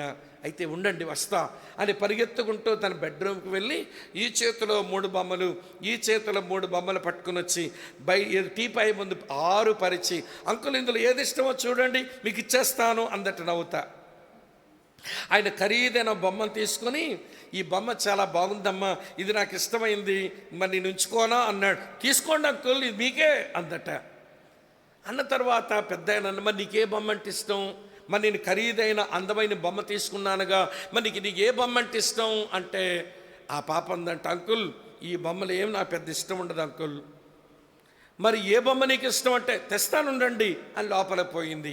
ఇతను ఎదురు చూస్తున్నాడు, ఖరీదైన అందమైన బొమ్మ వస్తుంది, ఇప్పుడు చూద్దాం అప్పుడు ఏమంటుంది ఈ పిల్లని అనుకుని ఆయన అలాగనే కూర్చుని ఉంటే ఇప్పుడు పిల్ల లోపల పోయి బొమ్మను తీసుకొచ్చింది. ఆ బొమ్మ ఎట్లుందనంటే తల మీద వెంట్రుకలన్నీ ఊడిపోయి అక్కడో 2 వెంట్రుకలు, ఇక్కడో 2 వెంట్రుకలు ఉన్నాయి. దాని బొగ్గ కాస్త పగిలిపోయి ఇరిగిపోయింది. దాని ముక్కు కొంచెం లోపలికి వెళ్ళిపోయింది. ఆ బొమ్మకు వేసిన ఫ్రాక్ చూస్తుంటే అది మురికి పెట్టి ఎప్పటి నుంచో ఆడుకుందేమో ఈ బొమ్మతో, అది మురికి పెట్టి పాడైపోయింది.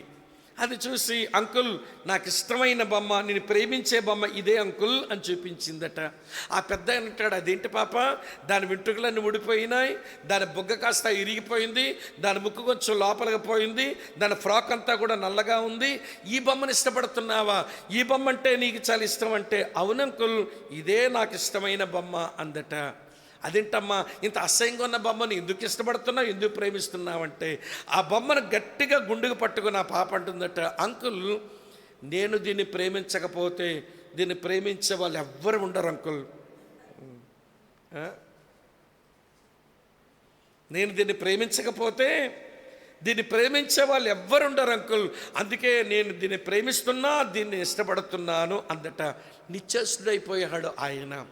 ఆర్టికల్ రీడర్ డైజెస్ట్ వాళ్ళు రాసి కిందనేమని రాశారనంటే, సృష్టికర్త అయిన దేవుడు నిన్ను ప్రేమించి నిన్ను లక్ష్య పెట్టడానికి, నిన్ను ప్రేమించి నిన్ను జ్ఞాపకం చేసుకోవడానికి, నిన్ను ప్రేమించి నిన్ను హత్తుకోవడానికి నీ దగ్గర ఏ మంచి లక్షణాలు ఉండవు, ఆయన స్వభావం నుంచి ఆయన ప్రేమించి నిన్ను ఏర్పరచుకొని నిన్ను హత్తుకొని ప్రేమిస్తున్నాడు ఆయన.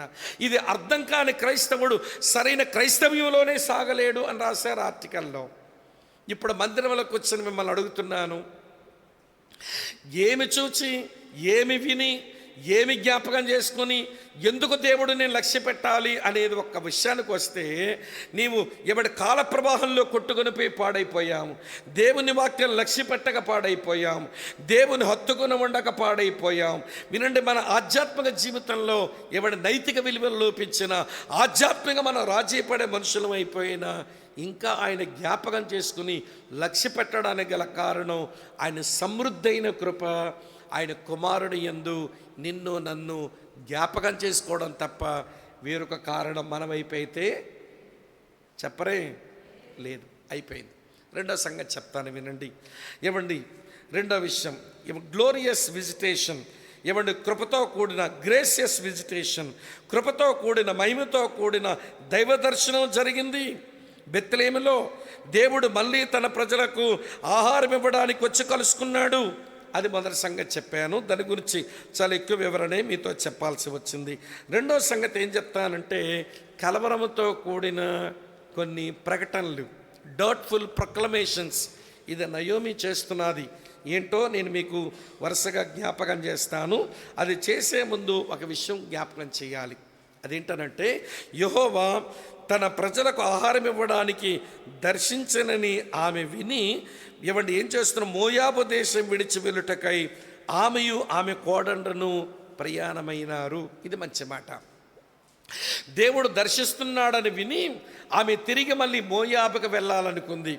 బైబిల్లో మీరు గమనిస్తే 4 వ్యక్తులు 4 సందర్భాలు తిరిగి రావటం చాలా స్పష్టంగా వీని విషయమై రాసి ఉంది. జ్ఞాపకం చేయన ఆదికాండం 13వ అధ్యాయం మొదటి 3 వచనాల్లో ఐగుప్తుకు వెళ్ళిపోయినటువంటి అబ్రాము మళ్ళీ వెనక్కి తిరిగి రాగలిగినాడు, దేవుని తట్టు తిరిగి రాగలిగినాడు. ఎక్కడ బలిపీఠం కట్టి దేవుని ఆరాధించేవాడో ఆ నెగబు అనే చోటుకు మళ్ళీ వచ్చేసాడు. అటు తర్వాత మళ్ళీ అదే ఆదికాండం 35వ అధ్యాయం మీరు మొదటి 3 వచనాలు చూస్తే, బేతేలులో దేవుని ప్రత్యక్షత పొందినవాడు సుమారు 25 సంవత్సరాల వరకు బయట ఉండి, పద్దనరాములో 20 సంవత్సరాలు, షిత్తీములో దాదాపుగా 5 సంవత్సరాలు ఉండి మళ్ళీ దేవుడు దర్శిస్తే మళ్ళీ అతను తిరిగి బేతేలు తిరిగి ప్రయాణమవుతాడు యాకోబు. అది బేతేలు యొక్క రిటర్న్ ఎక్స్పీరియన్స్. అర్థమవుతున్నదా? అబ్రాము వెనక్కి వచ్చాడు, యాకోబు కూడా మళ్ళీ వెనక్కి వచ్చాడు. ఇప్పుడు మనం చదివినటువంటి రూతు గ్రంథం 1వ అధ్యాయం 6వ వచనంలో నయోమి కూడా దేవుణ్ణి దర్శించినాడని వార్త విని, సువార్త విని మళ్ళీ ఈమె కూడా తిరిగి వచ్చేస్తున్నది. తర్వాత లూకా సువార్త 15వ అధ్యాయంలో తప్పిపోయిన కుమారుడు కూడా మళ్ళీ తిరిగి వచ్చేస్తున్నాడు. దేవుని తట్టు తిరిగి రావటం అనే అనుభవం అది ఎప్పుడు ఆశీర్వాదకరమైన అనుభవమే. ఇలా మీతో చెప్తాను వినండి. దేవుడు మనము చక్కగా మంచి సావాసంలో ఉన్నప్పుడు దేవుడు మనం ఇట్లా ఎదురుబెదురుగుంటామంట. ఎప్పుడైతే మన పాపాన్నో లోకాన్నో ప్రేమించి లేక శరీర బలతంలోకి పాపం చేసామనుకోండి, ఇక దేవుని తట్టు ఉండలేక మనం ఇట్లా తిరుగుతాం. ఇట్లా తిరిగాక దేవుడు ఏం చేస్తాడో తెలుసా? నువ్వు నాకు వెన్ను చూపించావు కనుక నీ వైపు నేను ఉండడం ఎందుకు, నేను కూడా నీకు వెన్ను చూపిస్తున్నాను. దేవుడు ఎట్లా అవుతాడు? ఇట్లా అయిన తర్వాత దేవుడు చేసే పనేంటో తెలుసా? ఏదో ఒక మెసేజ్, ఏదో ఒక గాస్పల్ మళ్ళీ నీకు వినిపిస్తాడు. ఎందుకని? నువ్వు తిరిగితే నీతోటి తిరుగుదామని, నువ్వు వచ్చేస్తే నీ దగ్గరకు వచ్చేద్దామని. మలాకీ గ్రంథం 3వ అధ్యాయం 7వ వచనం చదవండి, అదే మాట రాసి ఉంటుంది. మలాకీ గ్రంథం 3వ అధ్యాయం 7వ వచనం చదవండి, ఏం రాసిందో చెప్పండి.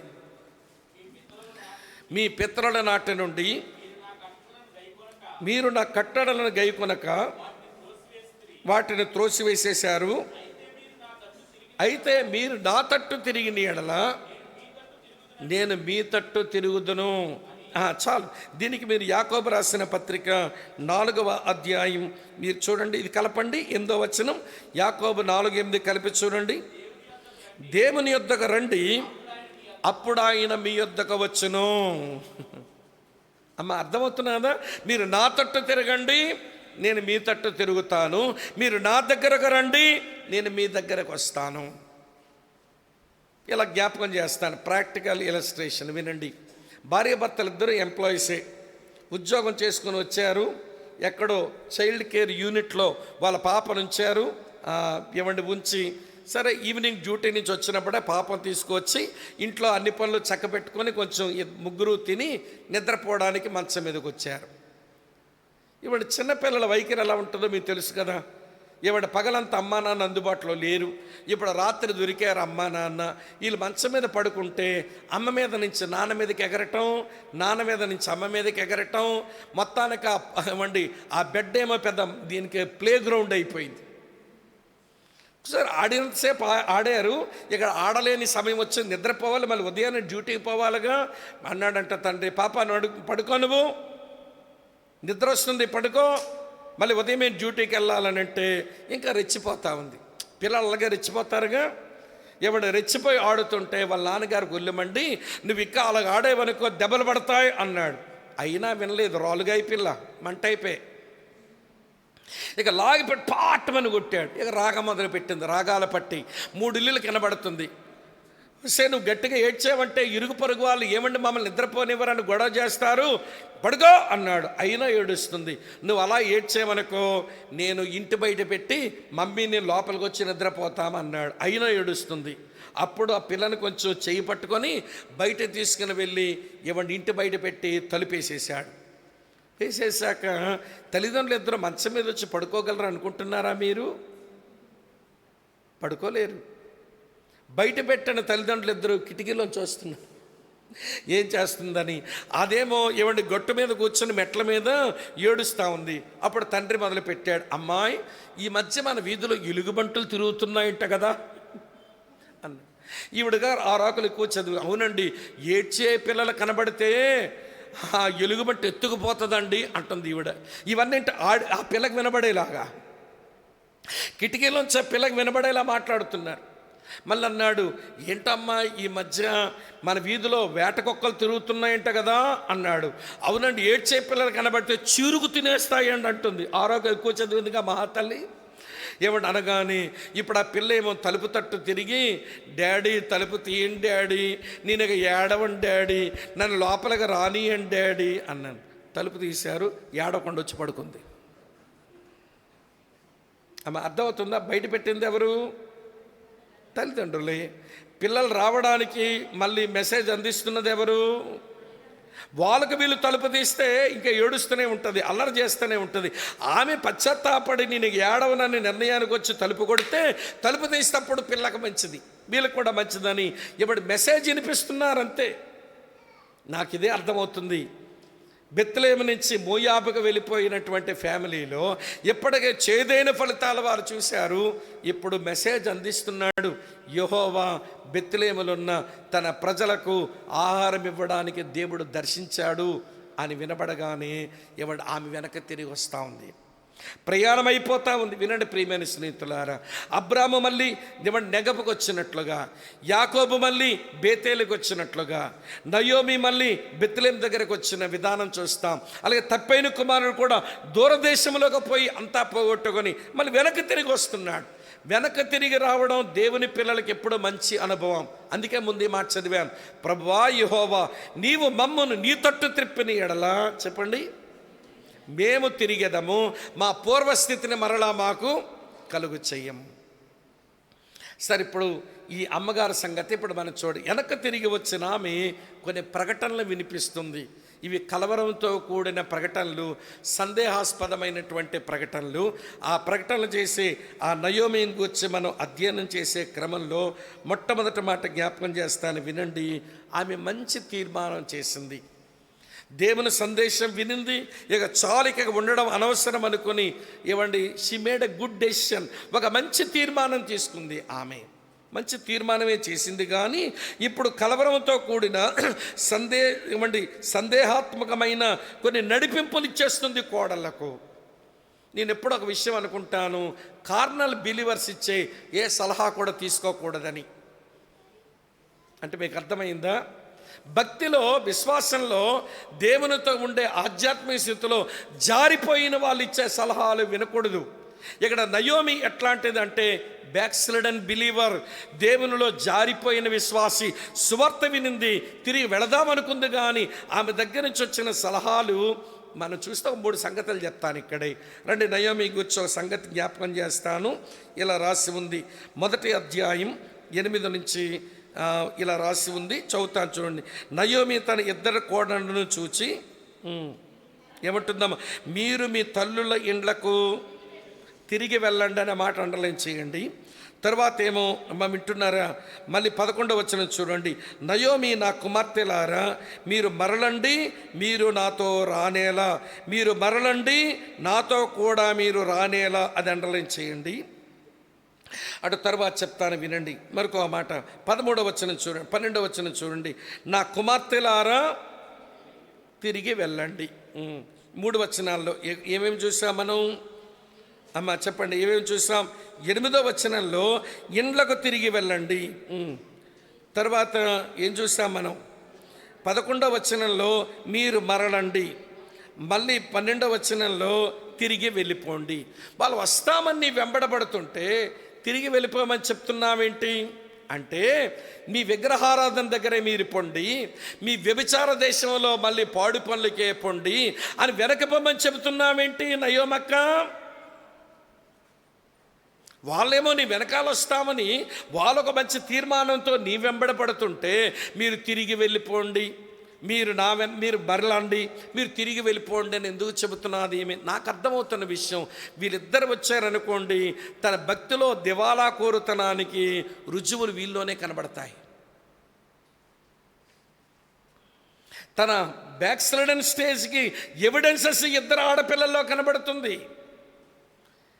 ఏమమ్మా నయోమి, నువ్వు దేవుని యొక్క వాక్యాన్ని చదవలేదా? నువ్వు దేవుని యొక్క వాక్యాన్ని వినలేదు, పాడు పని చేశావేంటి? ఏమినిపించాడు దేవుడు, ఏమి విషయం నీకు తెలియదు. ద్వితోపదేశ కాండం 7వ అధ్యాయం 1 నుంచి 3 వచనాలు చూడండి. ఇశ్రాయేలు ప్రజలందరూ ఎరిగిన ఒక గంభీరమైన సత్యం నేను మీకు జ్ఞాపకం చేస్తాను. మీరు స్వాధీనపరచుకునబో దేశములోనికి నీ దేవుడని యెహోవా నిన్ను చేర్చి జనములను అనగా సంఖ్యకు బలమునకు నిన్ను మించిన హిత్తీయులు, గిర్గాషీయులు, అమోరీయులు, కనానీయులు, పెరిజ్జీయులు, హివ్వీయులు, యెబూసీయులు 7 జనములను ఎదుటి నుంచి వెళ్ళగొట్టిన తర్వాత నీ దేవుడైన యెహోవా వారిని అప్పగించినప్పుడు నీవు వారిని హతము చేయవలెను, వారిని నిర్మూలన చేయవలెను, వారితో నిబంధన చేసుకోకూడదు, వారిని కరుణింపకూడదు. వినండి మాట, నీవు వారితో వియ్యమందకూడదు, వారిని కుమారునికి నీ కుమార్తెను ఇయ్యకూడదు, నీ కుమారునికి వారి కుమార్తెను చెప్పండి పుచ్చుకొనకూడదు. ఇప్పుడు ఇచ్చిన అడ్వైస్, వెళ్ళిపోండి, మరలండి, అమ్మా మీరు వెళ్ళిపోండి, మీరు మరలండి అని చెప్పడంలో ఆమె ఇప్పుడు ఈ సలహా ఎందుకు ఇస్తున్నదనంటే, వీళ్ళిద్దరూ వచ్చారనుకోండి, తన దేవుని యొక్క ధర్మశాస్త్రానికి ఎట్లా ఆమె అధిగమించి బతికిందో వాళ్ళిద్దరూ ఎవిడెన్స్గా కనబడతారు. వినండి, దేవుని పిల్లలం తప్పు జరగడం సమంజసం, సహజమైనా కానీ ఆ తప్పును ఒప్పుకొని సరిచేసుకునే మనసు ఉండాలి, కానీ ఆ తప్పుని కప్పేసుకునేటువంటి బలహీనతలోకి వెళ్ళకూడదు. అక్కడ దేవుడు దర్శించాడు, నేను వెళ్ళిపోవాలని మంచి మనసు ఉంది, కానీ ఇదివరకు చేసిన తప్పిదం నా వెనకాల వస్తే మళ్ళీ దోషిగా నేను పరిగణించబడతాను గనక నేను చేసిన తప్పు కనబడకుండా చేసేసుకుందామని వెళ్ళిపోండి. మీ విగ్రహారాధనకి మీరు వెళ్ళండి, లేక మీ వ్యభిచార జీవితం మీ దేశస్తులు కదా వాళ్ళతోనే మీరు బతకండి, మీరు ఒక భర్తను సంపాదించుకోండి, మీరు నెమ్మది పొందుదురులేండి, నాతో వస్తే మీకేమీ లేదండి అని వెళ్ళిపోమని చెబుతున్నదేంటి? అంటే నువ్వు చేసిన తప్పిదం రుజువులు లేకుండా చేద్దామనుకుంటున్నావా? చాలామంది దేవుని పిల్లలు ఒక యాంగిల్లో భక్తి చాలా బాగుంటుంది, కానీ మరొక యాంగిల్లో నీళ్ళకి మైదా రోగం వచ్చింది. ఒక ఏరియాలో చాలా బాగుంటారు, మరో ఏరియాలో పడిపోతూ ఉంటారు దేవుని పిల్లలు. నేను ఎప్పుడో చాలా కాలం కింద చదివాను చిన్న ఆర్టికల్. ఏంటనంటే, ఒక ఇద్దరు వింటున్నారా లేదా మీరు, షీషోర్ ఏరియాకి వచ్చి సరదాగా 2 రోజులు గడుపుదామని వాళ్ళు బేకరీ దగ్గరకు వచ్చి రొట్టెలు, కేక్స్, తర్వాత అన్నీ కొనుక్కున్న ఐస్ క్రీమ్స్ కొనుక్కున్నారు. కొన్ని డబ్బులు ఇచ్చారు, ప్యాక్ చేసి ఇమ్మన్నారు. ఇవ్వండి, ఆ బేకరీలో పనిచేసేటువంటి అబ్బాయి మొత్తం అన్ని ప్యాక్ చేసి వీళ్ళ చేతిలో పెడితే ఇద్దరు పట్టుకొని సముద్ర తీరానికి పోయి కొంచెం స్నానాలాడి ఒడ్డుకు వచ్చి ఆ పెట్టె విప్పి ఏదో తిందామని తీసేసరికి వాళ్ళ భలే ఆశ్చర్యం ఏంటో, బోల్డంత డబ్బు కనబడుతున్నది అందులో. ఎట్లొచ్చింది డబ్బు అనంటే, ఆ బేకరీ ఓనర్ తన సేల్స్లో వచ్చిన డబ్బులన్నీ ఒక కార్టూన్ బాక్స్లో దాచుకుంటున్నాడు. కొత్తగా డ్యూటీలో జాయిన్ అయిన కుర్రగాడికి అందులో మా సార్ డబ్బులు పోగేసుకుంటాడని తెలియక ఆ డబ్బులో వీళ్ళు కొనుక్కున్న రొట్టెలు, వింటున్నారా లేదా, ఏమండి ఈ డ్రింక్ బాటిల్స్ అన్నీ పెట్టి ప్యాక్ చేసి ఇచ్చేశాడు వాడు. తీయగానే బోళ్ళంత డబ్బు కనబడగానే ఇద్దరు కళ్ళు ఇట్లయినా ఇంటింత డబ్బు అని ఈవిడంటుందట, మన పంట పండిందండి, మన పంట పండిందండి అంటుందట. ఈయనన్నాడు, వద్దొద్దు పాప ఎప్పటి నుంచి కష్టపడి ఉంచుకున్నాడో పాపం ఆ బేకరీ ఓనర్ చాలా నిష్ఠురపడతాడు, పట్టుకెళ్ళి ఇచ్చేద్దాం అన్నాడంట. వీడు, నీకేమైనా పిచ్చా, మనం దొంగతనం చేసామా, మన వరకు వచ్చింది, మనం ఏదో తొక్కొచ్చుంటాం ఈరోజు, లేదండి ఏదో తొక్కొచ్చుంటాం, మన పంట పండింది ఉంచుకుందామంటుందట ఆవిడ ఆశపోతు. ఈయన అన్నాడు, వద్దొద్దు పాపం, ఆయన ఎన్ని రోజులు కష్టపడ్డాడో, ఇవన్నీ పోతే కుంగిపోతాడు, ఆయన పట్టుకెళ్ళి ఇచ్చేద్దాం అన్నాడట. మొత్తాన్ని వీరిద్దరి సంభాషణ అంతా జరిగిన తర్వాత ఇచ్చేయడానికి తీర్మానించుకున్నారు. మళ్ళీ కారులో వచ్చి ఆ బాక్స్ పట్టుకెళ్ళి ఇచ్చి, ఇందులో చాలా డబ్బులు ఉన్నాయండి, మీ వాడు తెలియక కట్టించాడేమనంటే ఆ ఓనర్ ఆశ్చర్యపోయి, నిజమేనండి, ఇది మా చాలా కాలం ఆదాయం అండి, నాకు ఒక ప్రత్యేకమైన పని కొరకు దాచాను, వీడు తెలియక దాంట్లో ప్యాక్ చేసి ఇచ్చాడు, మీరు తీసుకొచ్చిన నీతిమంతులు ఎంత నీతిమంతులో అని చెప్పి వాళ్ళ కూల్ డ్రింకులు ఇచ్చి, ఈలోగా ఎవరో ఫోన్ చేసేసాడు ఈ బేకరీ ఓనర్. ఈలోగా ఏమో న్యూస్ పేపర్ వాళ్ళు, జర్నలిస్టులు ఏమండి కెమెరాలతో మొత్తం వచ్చి దిగారు బేకరీ దగ్గరికి. వచ్చి వాళ్ళ ఫోటోలు తీస్తుంటే, వాళ్ళు ఇంటర్వ్యూ చేయబోతుంటే వీళ్ళు మొక్కలు దాచేసుకుంటున్నారట.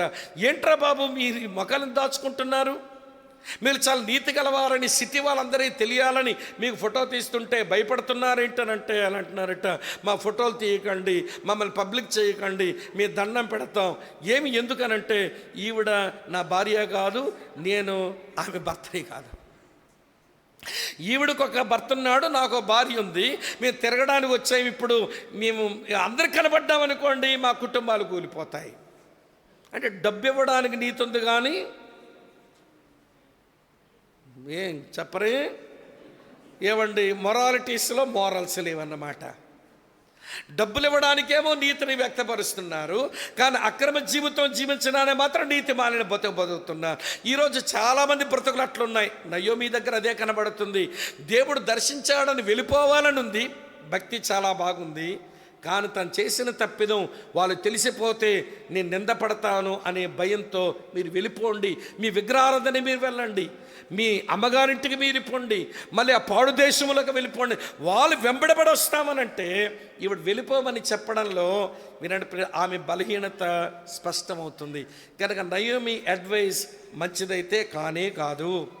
వింటున్నారా మీరంతా? అందుకని శరీర సంబంధులైన క్రైస్తవుల సలహాలు ఎప్పుడూ తీసుకోకండి. ఇది నేను నేర్చుకున్న పాఠం, నేను మీతో చెప్పానంతే. రెండో విషయం చెప్తాను వినండి ప్రియులారా. ఆమె తప్పుడు సలహా ఇస్తే ఇచ్చింది కానీ ఏమండి కోడళ్ళని భలే అభినందిస్తుందండి. చూడండి 8వ వచనంలో ఏమందో చదువుతాను. 8వ వచనం, నయోమి ఇద్దరు కోడళ్ళను చూచి, మీరు మీ తల్లుల ఇండ్లకు తిరిగి వెళ్ళండి, చనిపోయిన వారి ఎడలను నా ఎడలను మీరు దయచూపునట్లు యెహోవా మీ ఎడల దయచూపును. మీరు నా ఎడల చాలా దయ చూపించినారమ్మా, నా కొడుకుల విషయంలో దయ చూపించినారు తల్లి అని అభినందిస్తూ ఉంది.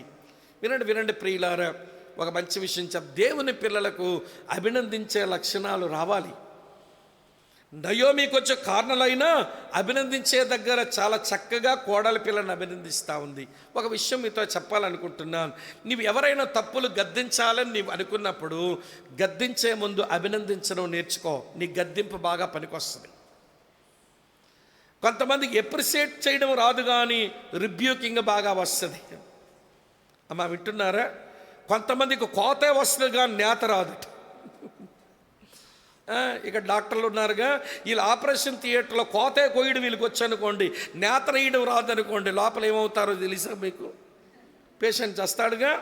వాళ్ళ కోత కొయ్యడం వచ్చు, కుట్లు వేసి నేతను ఇయడం వచ్చు, మనిషిని బతికించడం వస్తుంది వాళ్ళకి. ఈరోజు దేవుని పిల్లలు చాలామంది గట్టిగా నేను ముక్కుసీటి మనిషినండి, నేను యథార్థంగా ఉంటానండి, నేను ఏదనాలు అనేస్తానండి, ఏం చెప్పాలో చెప్పేస్తానండి, నేను స్ట్రిక్ట్ అండి అని కోతకు వస్తారు, మళ్ళీ నేతను ఇయ్యరు. నువ్వు గద్దించడం నీకు వచ్చినప్పుడు దానికంటే ముందు అభినందించడం నీకు రావాలిగా. బైబిల్ దేవుని పద్ధతి అంతే. మీరు 7 సంఘాలకు ఆయన గద్దించవలసి వచ్చినప్పుడు ఏ సంఘాన్ని గద్దించవలసి వచ్చినా ముందు వాళ్ళు అభినందించాకే గద్దించాడు. సీమోను బర్యోనాను ధన్యుడు అని అభినందించిన తర్వాతనే సాతాను వెనక్కిపో అన్నాడు. అర్థమవుతుందా? కనుక కుటుంబంలో అత్తలైనా కోడళ్ళైనా లేక మామలైనా అల్లుళ్ళైనా తండ్రులైనా కొడుకులైనా కూతుర్లైనా మీ కుటుంబ జీవితంలో ఒకరి దగ్గర ఉన్న యోగ్యతలు చూసి అభినందించడం ముందు నేర్చుకోండి, తర్వాత గద్దించుదురు. కానీ ఈ కార్నల్ బిలీవర్, ఈ శరీర సంబంధమైన అక్క దేవుని భక్తిలో జారిపోయిన ఆమెకే అభినందించే మనసు ఉంది. ఆమె ఇచ్చిన సలహాలో శరీరం కనబడుతుంది, కానీ ఆమె భలే అభినందించే మనసు ఆమె దగ్గర కనబడడం చాలా గొప్ప సంగతి. మూడో విషయం చెప్తాను వినండి. మూడో విషయం ఏంటో తెలుసా? ఆమెకున్న యాస్పిరేషన్ కనబడతా, ఆమెకున్న ఒక కోరిక. అదేంటో తెలుసా? మీకు నెమ్మది కలగాలి కదమ్మా. మంచి కోరికే. దాని గురించి 3వ అధ్యాయం 1వ వచనం వచ్చినప్పుడు నేను ఎల్లుండి రాత్రిలోపు చెప్తాను. నెమ్మది మీకు కలగాలి కదా అని ఎవడి కోడల పిల్లల యొక్క నెమ్మది కొరకు ఆలోచించే ఒక మంచి తల్లిగా చూస్తాం. కానీ సలహా ఇచ్చినప్పుడే ఆమె శారీరకంగా ఉంది, కానీ అభినందించినప్పుడు ఆధ్యాత్మికంగానే కనబడుతుంది. తన కోడల పిల్లల కోరిక నెమ్మదిని ఆమె కోరుతున్నప్పుడు ఒక ఆత్మ సంబంధమైన వ్యక్తిగానే ఆమెను మనం చూడవచ్చన్నమాట. ఇప్పుడు ఇదంతా ఎందుకు చెప్పానంటే ఆమెకే సందేహం, అక్కడికి వీళ్ళతో పాటు వెళ్తే నేను యాక్సెప్ట్ చేయబడినేమో, ఒకవేళ వీళ్ళు నాతో వస్తే నేను ఏమి ఇవ్వగలను, నేను మళ్ళీ పిల్లల కని వాళ్ళ భర్తలను ఇవ్వగలను, అది నా వల్ల జరిగే పని కాదు కదా, ముసలిదాన్ని అయిపోయాను. ఒకవేళ నాకు నమ్మికుండా ఎవరితోనే కాపురం చేసినా పిల్లలు పుడితే వాళ్ళ కొరకు వీళ్ళు ఎవడ పెద్ద అయ్యే వరకు ఆగుతారా? దాన్ని లివరేట్ మ్యారేజెస్ అంటారు. యూదుల్లో ఆ రోజుల సాంప్రదాయం ఉంది. ఒక ఆయన చచ్చిపోతే విధవరాలైన ఆమె ఆ ఇంట్లో ఒక పురుషుణ్ణి పెండ్లాడే క్రమం ఉంది. మన యోధా గోత్రంలోనే యోధాలోనే ఆ సంఘటన మనం చూడగలుగుతాం. ఇవన్నీ ఇప్పుడు నేను చెప్పాలనుకోవటం లేదు, కానీ విషయం అయితే వినండి. ఆమె మాట్లాడిన మాటల్లో ఏవో సందేహాలే బయటకు వస్తున్నాయి. వీళ్ళతో వెళ్తే నేను అంగీకరించబడనేమో, వీళ్ళకి నేను భవిష్యత్తు ఇవ్వలేను కదా అనేటువంటి సందేహంతోనే ఆమె కొన్ని ప్రకటనలు ఇవ్వండి వారిద్దరి దగ్గర ఆమె చేసింది. అయితే అది అట్టు పెట్టండి. ఇప్పుడు ఒక కఠినమైన పరీక్ష వాళ్ళ ముందుకు వచ్చింది. ఏమిటి కఠినమైన పరీక్ష అని అంటే, నేను ముందే చెప్పాను, నేను రాత్రి కూడా చెప్పాను, ఈ బైబిల్ దేవుడు ప్రేమ గలవాడు, ఈ బైబిల్ దేవుడు స్వేచ్ఛనిచ్చేవాడు, ఈ బైబిల్ దేవుడు బలవంతం చేసేవాడు కానే కాదు. అందుచేతనే మనిషికి చాయిస్, ఎంపికలు ఇచ్చాడు. ఇలా జ్ఞాపకం చేస్తాను. ఏదైనా తోటలో ఒకవైపేమో జీవవృక్ష ఫలం, మరోవైపు మంచి చెడ్డలు తెలివినిచ్చు వృక్షం, ఈ రెండు ఉన్నాయి. మంచి చెడ్డలు తెలివినిచ్చు వృక్షఫలము తింటే నీకు మంచి చెడు తెలుస్తుంది. తెలిసిన మంచి చెయ్యు, తెలిసిన చెడు చేయకుండా ఉండు. ఇప్పుడు నీ భక్తి జీవితానికి, నీ ఆధ్యాత్మిక జీవితం నీ మీద నువ్వే ఆధారపడి బతకాలి. కానీ జీవవృక్ష ఫలం దగ్గరకు వచ్చావనుకో, దేవుని జీవాన్ని పొంది దేవుడు తెలియచేసిన ఇవ్వండి మంచిని దేవుని జీవంతో చేద్దువు, కానీ దేవుడే బయలుపరిచిన చెడును దేవుని జీవంతోనే చేయకుండా ఉందువు. కానీ ఒక మాటలో చెప్పాలంటే జీవవృక్షం దగ్గర రావడం డిపెండ్ అపాన్ గాడ్, దేవుని మీద ఆధారపడి బతకడం. మంచి చెడ్డలు తెలివినిచ్చే వృక్షఫలం దగ్గర రావడం మన మీద మనం ఆధారపడి బ్రతకడం. అప్పటి నుంచి దేవుడు ఎంపికలు మనుషుల ముందు పెట్టడం మొదలుపెట్టి, అమ్మా ఇక మనం అన్నీ చూస్తుంటే ఈవెన్ ద్వితోపదేశ కాండంలో మేలు కీడు నీ ముందు పెట్టాను, నువ్వే ఎంచుకో. తర్వాత జీవము మరణం నీ ముందు పెట్టాను, నువ్వే ఎంచుకో. తర్వాత ఆశీర్వాదము శాపం నీ ముందు పెట్టాను, నువ్వే ఎంచుకో.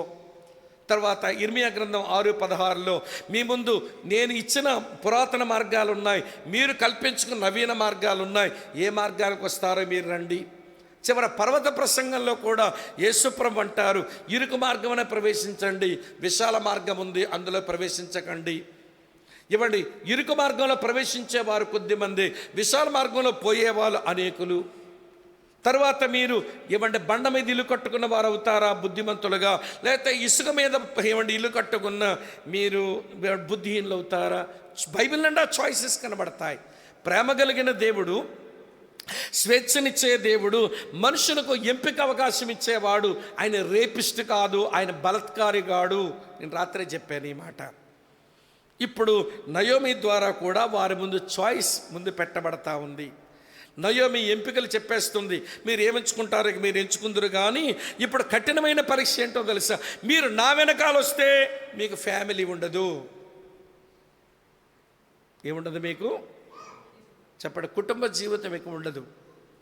రెండోది, నా వెనకాల వచ్చారనుకోండి మీ ఫ్యూచర్ ఉండదు. దేవుడు కొరకు బ్రతకడానికి మనుషులం పిలువబడినప్పుడు దాదాపుగా నయోమి లాంటి కఠినమైన పరీక్షలే మన ముందుకు వస్తాయి అన్నట్టు. నయోమి పెట్టిన లాంటివి. అంతెందుకండి, యేసుప్రభుని వెంబడించడానికి వస్తే యేసుప్రభు ఏమైనా భూమి మీద నాతో మీకు ఫ్యూచర్ ఉంది, లేక భూమి మీద మీకు కంఫర్ట్స్ ఉన్నాయి, భూమి మీద మీ సుఖాలు ఉన్నాయని యేసుప్రభు ఎప్పుడైనా చెప్పాడంటారా? ఈ రోజున దొంగ బోధకులు చెప్తాములేండి, ఏమంటే యేసుప్రభు నమ్ముకో నీకు అది కలుగుతుంది, ఇది వచ్చేస్తుంది, అందనాలు ఎక్కుతావు, ఆస్తులు పెరుగుతాయి అని మనం చెప్తామేమో కానీ ప్రభు చెప్పలా. మీరు నన్ను వెంబడించి నా వెనకాల వచ్చారనుకోండి, యోహాను సువార్త 16:33 అంటాడు, లోకములో మీకు శుభం కొర్రా పెళ్ళికొడు కంటే పందిట్లో బోడిపిల్ల అన్నట్టు నిన్ను నమ్ముకొని వెంబడిస్తాము యేసుప్రభు అంటే, నన్ను వెంబడిస్తారు, రండి వెంబడించండి, అయితే మీకు శ్రమలు వస్తాయి జాగ్రత్త. మోమాటో లేకుండా చెప్పాడండి. అయినా వారు వెంబడించారండి. ఈ రోజున మా బోర్డు సేవకులు అనుకుంటారు ఇంత యథార్థంగా ఖచ్చితంగా చెప్పేస్తే ఇక ఎవడో ఇక ప్రభుదా రాడేమని.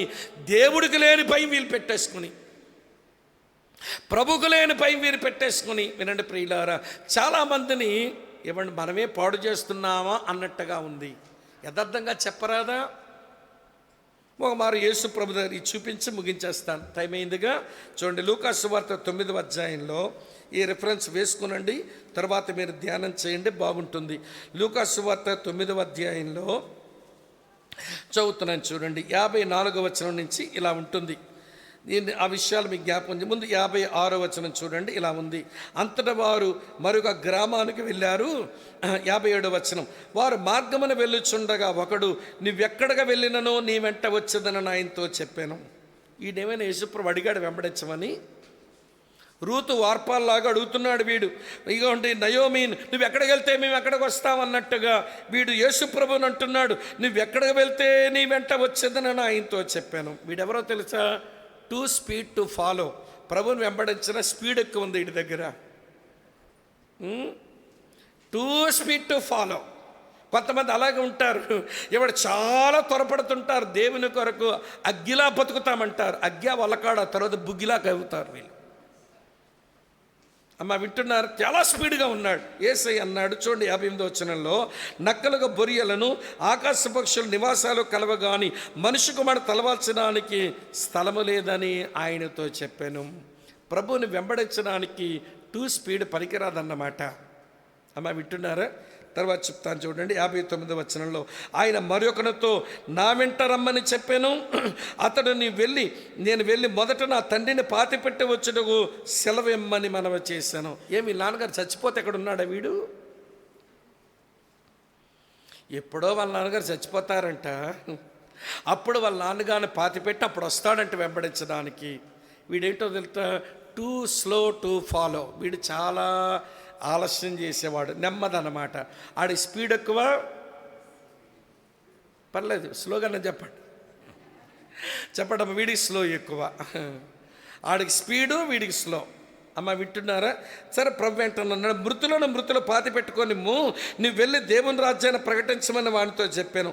సరే మరి ఒకటి, ప్రభువా నీ వెంట వచ్చేదని కానీ నా ఇంటనున్న వారి యొద్ద సెలవు పుచ్చుకొని వచ్చుటకు మొదట నాకు సెలవు ఇమ్మని అడుగుతున్నాడు. V two soft to follow. ఇది చాలా సాఫ్ట్ కార్నర్ ఉందన్నమాట. రావాలని ఉంది కానీ ఇంట్లో వాళ్ళ అనుమతి లేకపోతే రాలేను, వాళ్ళ పెర్మిషన్ అడిగి వస్తానంటున్నాడు వీడు. అమ్మ వింటున్నారా? ఇదేమిటంటే ఈ జంక్షన్లో ఇది క్రిటికల్ ఎగ్జామినేషన్. ఈ పరీక్షలో నిలబడి నువ్వు ఒక మంచి తీర్మానం చేయాలి. ఇప్పుడు నయోమి నోట్లోంచి వచ్చిన మాటలు ఆమె శరీర సంబంధంగా పలికిన అందులో వాస్తవాలు ఉన్న మాట నిజమే. ఏం వాస్తవం ఉందనంటే, నా వెనకాల వచ్చారనుకోండి మీ ఫ్యామిలీ ఉండదు, మీకు ఫ్యూచర్ ఉండదు. నాతో మీరు ఫ్యూచర్ని మీరు ఊహించకండి. వస్తారా ఇప్పుడు అంటే, ఒక ఆమె ఏమైందో మీకు తెలుసు, ఒక ఆమె పరీక్షలో నెగ్గి ఏమైందో కూడా మీకు తెలుసు. ఇప్పుడు అదే విషయాన్ని నేను మీ ముందు పెడుతున్నాను. అదేంటో తెలుసా? ప్రభువుని వెంబడించడానికి ఏదో ఒక జంక్షన్ దగ్గరకు వచ్చి నిలబడి తీర్మానం చేయవలసి ఉంటుంది. ఆ తీర్మానం చేయవలసి వచ్చినప్పుడు స్పీడ్గా తీర్మానం చేసి వెనక జారే పరిస్థితి మంచిది కాదు. ఆలస్యంగా తీర్మానం చేసుకుంటానని నువ్వు వెనుకాడడం మంచిది కాదు. ఎవరికి ఏదో చెప్పాలి, వాళ్ళు అనుమతిస్తే ప్రభుని వెంబడిస్తాను, వారు అనుమతి వచ్చకపోతే వెంబడించలేనని ఆ సాఫ్ట్ కార్నర్స్ పెట్టుకొని కూడా ప్రభుని వెంబడించాలనుకోవడం కూడా సరికాదు. కఠినమైన పరీక్షలో నెగ్గు. సందేహంతో వచ్చిన ప్రకటనలు చెవిని పెట్టద్దు. ఏమండి, సమృద్ధి గల కృపతో దేవుడు దర్శించిన వేళ స్పందించి కృపను నీ సొంతం చేసుకో. కనుక ఈ పాసేజ్లో ఉన్న ఈ 3 విషయాలు ఈ పుస్తకంలో ఉన్న దేవుని గురించి నేను మీకు వివరంగా చెప్పాను. ఈ పుస్తకంలో ప్రత్యక్షమైన దేవుడు ఎవరు? యెహోవా. చెప్పండి. ఎలోహీం. తర్వాత చెప్పండి ఎల్ షద్దాయ్. యెహోవా అంటే ఎవరో చెప్పారు మీకు. యెహోవా అనగా స్వయంభవుడు, నిత్యుడు, పరిశుద్ధుడు. అలాగే వ్యవహరించాడు ఈ కుటుంబ విషయంలో. ఎలోహీముగా ఆయన సృష్టించినవాడు, నిర్వహించేవాడు, చెప్పండి నిబంధన చేసి నిలబెట్టుకునేవాడు. అలానే ఫ్యామిలీతో వ్యవహరించాడు. తర్వాత ఆయన సర్వశక్తిమంతుడు ఎల్ షద్దాయ్. ఎల్ షద్దాయిగా సరిపోయిన వాడు, నీడనిచ్చేవాడు, చెప్పడం తర్వాత మాట పోషించేవాడు. అలానే వ్యవహరిస్తున్నాడు వీళ్ళతో కూడా. వాళ్ళతో వ్యవహరించి అదే దేవుడు నీతో నాతో వ్యవహరించేవాడు అట్లనే ఉన్నాడు. అటువంటి దేవుణ్ణేనా మనం నమ్మింది, అటువంటి ప్రభువునేనా మనం వెంబడించింది? అది మనం అర్థం చేసుకుంటే దేవుడు తగిన కాలమందు తన ప్రజలను దర్శించేవాడు. ఆయన సమృద్ధైన కృపతో దర్శిస్తాడు. మన వైపు ఉన్న కారణాలతో కాదు. ఎన్ని కారణాలు చెప్పానండి మీకు. అలాగనే ప్రియమైన తన కుమారుని యందు తన ప్రజలను దర్శించేవాడు. తన కుమారుని యేసుక్రీస్తునందే నిన్ను, నీ కుటుంబాన్ని, మన సంఘాన్ని ఆయన దర్శించేవాడు. అది ఎప్పుడూ మనం గుర్తిస్తే కృతజ్ఞతతో ఆయన సేవించడం మనం నేర్చుకుంటాం. సందేహంతో కూడిన ఏ పాడు సలహాలు వచ్చినా వినకుండా వినండి ప్రియులు, దాన్ని అధిగమించాలి. అధిగమించడానికి దేవుడు పరీక్షలో నిన్ను నిలిపినప్పుడు ఆ పరీక్షలో నీవు సరైన తీర్మానమే నువ్వు చేయాలి. కనుక ఈ ఉదయకాలం ఈ పాసేజ్లోంచి దేవుడు మనతో మాట్లాడిన ఈ తలంపులను నువ్వు నీ ముందుకు తీసుకుని వచ్చి, నువ్వు నమ్మిన దేవుణ్ణి నిజంగానే ఎరుగుదువా? దేవుని గురించి ఎరుగుదువా అనడం లేదు నేను. నువ్వు నమ్మిన దేవుణ్ణే ఎరుగుదువా? దేవుని గురించి ఎరగడం అది పరిచయ జ్ఞానం, దేవుణ్ణే ఎరగడం ఇది అనుభవ జ్ఞానం. ఈరోజు క్రైస్తవులకు లేనిదేంటి అని అంటే వినండి, అనుభవ జ్ఞానం లోపించింది, పరిచయ జ్ఞానాలు పెరిగిపోయినాయి. ప్రభువుని దర్శించు వేళ నువ్వు గుర్తించావా ఎలా దర్శిస్తున్నాడో? ఏమంటే ప్రభువు నిన్ను విజిట్ చేస్తున్న సమయాలు అవి ఏవైనా గుర్తించామా మనం అనేది ఒక ప్రశ్న. తర్వాత నువ్వు వింటున్నవి అందులో కార్నల్ కౌన్సిలింగ్స్, శరీర సంబంధమైన సలహాలు వినకుండా, అమ్మ వింటున్నారా, సరైన సలహాలను వాక్యములోంచి మనం తీసుకోవడం మనకు చేతనవున పరీక్షలో నిలబడి సరైనటువంటి తీర్మానమే చేయటం నీకు వచ్చా? ఈ వాక్య తలంపులతో మనం పరీక్షించుకుందాం. తల వంచండి, మోకరించే వెసులుబాటు ఉన్నవారు మోకరించండి. టీకి వెళ్ళి మళ్ళీ వస్తాము. వచ్చే లోపుగా ఈ తలంపులను కొంచెం మనసులో పదిలపరుచుకుంటూ ప్రభు వైపు చూద్దాం. అక్క, చెల్లి, తమ్ముడు, అన్న, నువ్వు నమ్మిన దేవుడు యెహోవా, నువ్వు విశ్వసించిన ఈ దేవుడు ఎలోహీం, నువ్వు నమ్ముకున్న ఈ ప్రభు ఎల్ షద్దాయ్. ఆయన నిజముగానే ఆయనను ఎరుగుదమా? ఆయన గూర్చిన సమాచారాల వరకు తెలుసుకొని సరిపెట్టుకొని మిగిలిపోతున్నామా? ఆయన నిన్ను దర్శించేవాడు. కాల ప్రవాహంలో కష్టమైన పరిస్థితుల్లోకి వెళ్ళిపోయాం, అయినా ఆయన దర్శించడానికి ఇష్టపడుతున్నాడు. నైతికంగా మనం శూన్యమైపోయాం, అయినా ఆయన దర్శించడానికి ఇష్టపడుతున్నాడు. ఆధ్యాత్మికంగా రాజీపడే మనుషులం అయిపోయాం, అయినా ఆయన దర్శించడానికి ఇష్టపడుతున్నాడు. మనం ఆయనను హత్తుకొని ఉండక పాడయ్యాం, అయినా దర్శించడానికి ఇష్టపడుతున్నాడు. ఆయన వాక్యమును లక్ష్య పెట్టక మనం చల్లారిపోయాం, అయినా దర్శించడానికి ఇష్టపడుతున్నాడు. మనం స్వాధీనపరచుకోవలసింది స్వాధీనపరచుకోక చల్లగైపోయాం, అయినా దర్శించడానికి ఇష్టపడుతూనే ఉన్నాడు. ఆయన దర్శించడానికి కారణం మనుషుల వైపేమి మంచి కారణాలు లేవు, దేవుని వైపే ఒక కారణం ఉంది. ఆ కారణమే కృప మాత్రమే. Grace alone, grace plus nothing, అంతే. కృప తప్ప వేరొకటి కానే కాదు. ఆనాటి ఆ ప్రజలను దర్శించడానికి, ఈనాడు నిన్ను, నన్ను, మన కుటుంబాలను, సంఘాన్ని, క్రైస్తవ సమాజాన్ని దేవుడు దర్శించడానికి కృప తప్ప వేరొక కారణమే లేదు. ఆయన చూస్తున్నాడు, ఆయన వింటున్నాడు, ఆయన జ్ఞాపకం చేసుకుంటున్నాడు, ఆయన లక్ష్య పెడుతున్నాడు. అందుకొరకు తన కుమారుడైన యేసుక్రీస్తు ద్వారా ఆయన మనం దర్శిస్తున్న వేళ అది మనం అర్థం చేసుకోకపోతే, ప్రియుడు వచ్చి తలుపు కొట్టి వెళ్ళిపోయిన తర్వాత తలుపు తెరిచి, అయ్యా నా ప్రియుడు వచ్చి తలుపు కొట్టాడు, నేను అప్పుడే బట్టలు మార్చుకొని పడకెక్కాను, మళ్ళీ వస్త్రాలు మార్చుకోవడం ఎందుకని పడక మీదనే ఉండిపోయాను, నా ప్రియుడు వచ్చి తలుపు తీయమని తలుపు కొడుతున్నాడు నన్ను దర్శించి, మళ్ళీ మంచం మీద నుంచి కాలు కింద పెట్టడం ఎందుకు, ఆ గడియ వరకు వచ్చిన కాలు మురికి చేసుకోవడం ఎందుకు అని నేను ఆలోచించుకుంటూ మెలకుగానే ఉండి చూస్తున్నాను. ఆ తలుపు సందుల్లో ఆయన హస్తం సందుల్లోంచి నాకు కనబడింది. ఆ తలుపు సందులోంచి కనబడిన ఆయన హస్తం చూచి నేను జాలిగొని లేచాను, తలుపు తీయడానికి వెళ్ళాను. నా చేతుల్లోంచి ఆ సువాసన కలిగినటువంటి ద్రవ్యం కారింది, జటమాంసి అత్తరు కారింది. ఆ తలుపు గడియను తలుపు తీశాను, కానీ నా ప్రియుడు కనబడలేదు. వీధుల్లో పరిగెత్తవలసి వచ్చింది. నా ప్రియుడు కనబడ్డాడా అని రాజవీధులు ఉండే వాళ్ళని అడిగాను, కనబడలేదన్నారు. సంత వీధుల దగ్గరకు వచ్చాను, కనబడలేదు.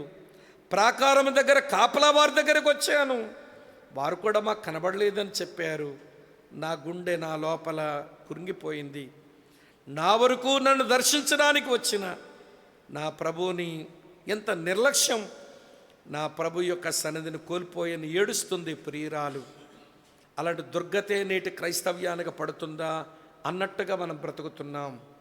రండి, ఆ జటిలమైన కఠినమైన పరీక్ష దగ్గర నిలబడి, ప్రియులారా, ఆ జంక్షన్లో నిలబడి ఏది మనకు మేలో అది వివేచించి దాన్ని హత్తుకుందాం రండి. అవును, భూమి మీద ఇవి దొరకపోవచ్చు నా వెనకాల వస్తే అని చెప్పింది, కానీ ఒక ఆమె అవి కావాలనుకుంది గనక వెనక్కిపోయింది. ఒక ఆమె అత్తను హత్తుకొని తిరిగి బెత్లెహేముకి ఎందుకు రావాలనుకుంది అంటే తన భవిష్యత్తు దేవునిలో చూసుకుందామనుకుంది. ఈ రోజున ప్రభువుని వెంబడించడానికి, శిష్యుడిగా శిష్యురాలుగా మారడానికి ప్రభువుని పిలుస్తున్నప్పుడు భూమి మీద నా వలన ఏవో ప్రయోజనాలు ఉంటాయని మనం పిలవలేదండి. శ్రమ కలుగుతుందని పిలిచిన చాలా స్పీడ్గా వస్తున్నావు, అంతే స్పీడ్గానే వెళ్ళిపోతున్నావు. నీ దగ్గర చాలా స్లో ఉంది, నీ దగ్గర చాలా సాఫ్ట్ కార్నర్స్ ఉన్నాయి. ఈ మూడు పెట్టుకున్న నీవు ఏం ప్రభుని వెంబడిస్తావు? అందుకని ఈ రోజున క్రైస్తవ సంఘాలలో నమ్మిన విశ్వాసులే ఉన్నారే కానీ వెంబడించే శిష్యులు కొదువైపోయారు. నేను నేరుగా మీ సహోదరునిగా, దేవుని సేవకునిగా ప్రశ్నిస్తున్నాను, యేసును నమ్మిన ఒక విశ్వాసిగా చలామణవుతున్నావా, లేక ప్రభువుని వెంబడించిన శిష్యుడివై శిష్యురాలవై నమ్మకంగా ప్రభువుని వెంబడిస్తున్నావా? ఒకవేళ నీ దగ్గర స్పీడ్ ఎక్కువ ఉంటే తగ్గించు, ఒక స్లోగా ఉంటే తీవ్రతను పెంచు. ఏమైనా సాఫ్ట్ కార్నర్స్ పెట్టుకుంటే వీటిని విదిలించుకొని ప్రభువుని అతిగా ప్రేమించి నీ సర్వోన్నతమైన ప్రేమ ఎన్నెలు చూపించి ఆయన వెంబడించడానికి తీర్మానం చేయి. సమయం చాలా దొర్లిపోయింది.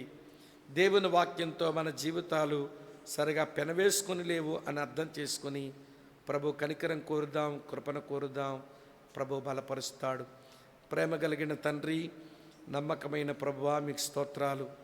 ఒక చరిత్ర పుస్తకం, ఒక ధ్యాన పుస్తకం, ఒక ప్రవచన పుస్తకం, ఒక అలంకార పుస్తకంలోంచి మేము కొన్ని పాఠాలు మేము అధ్యయనం చేస్తున్నాం.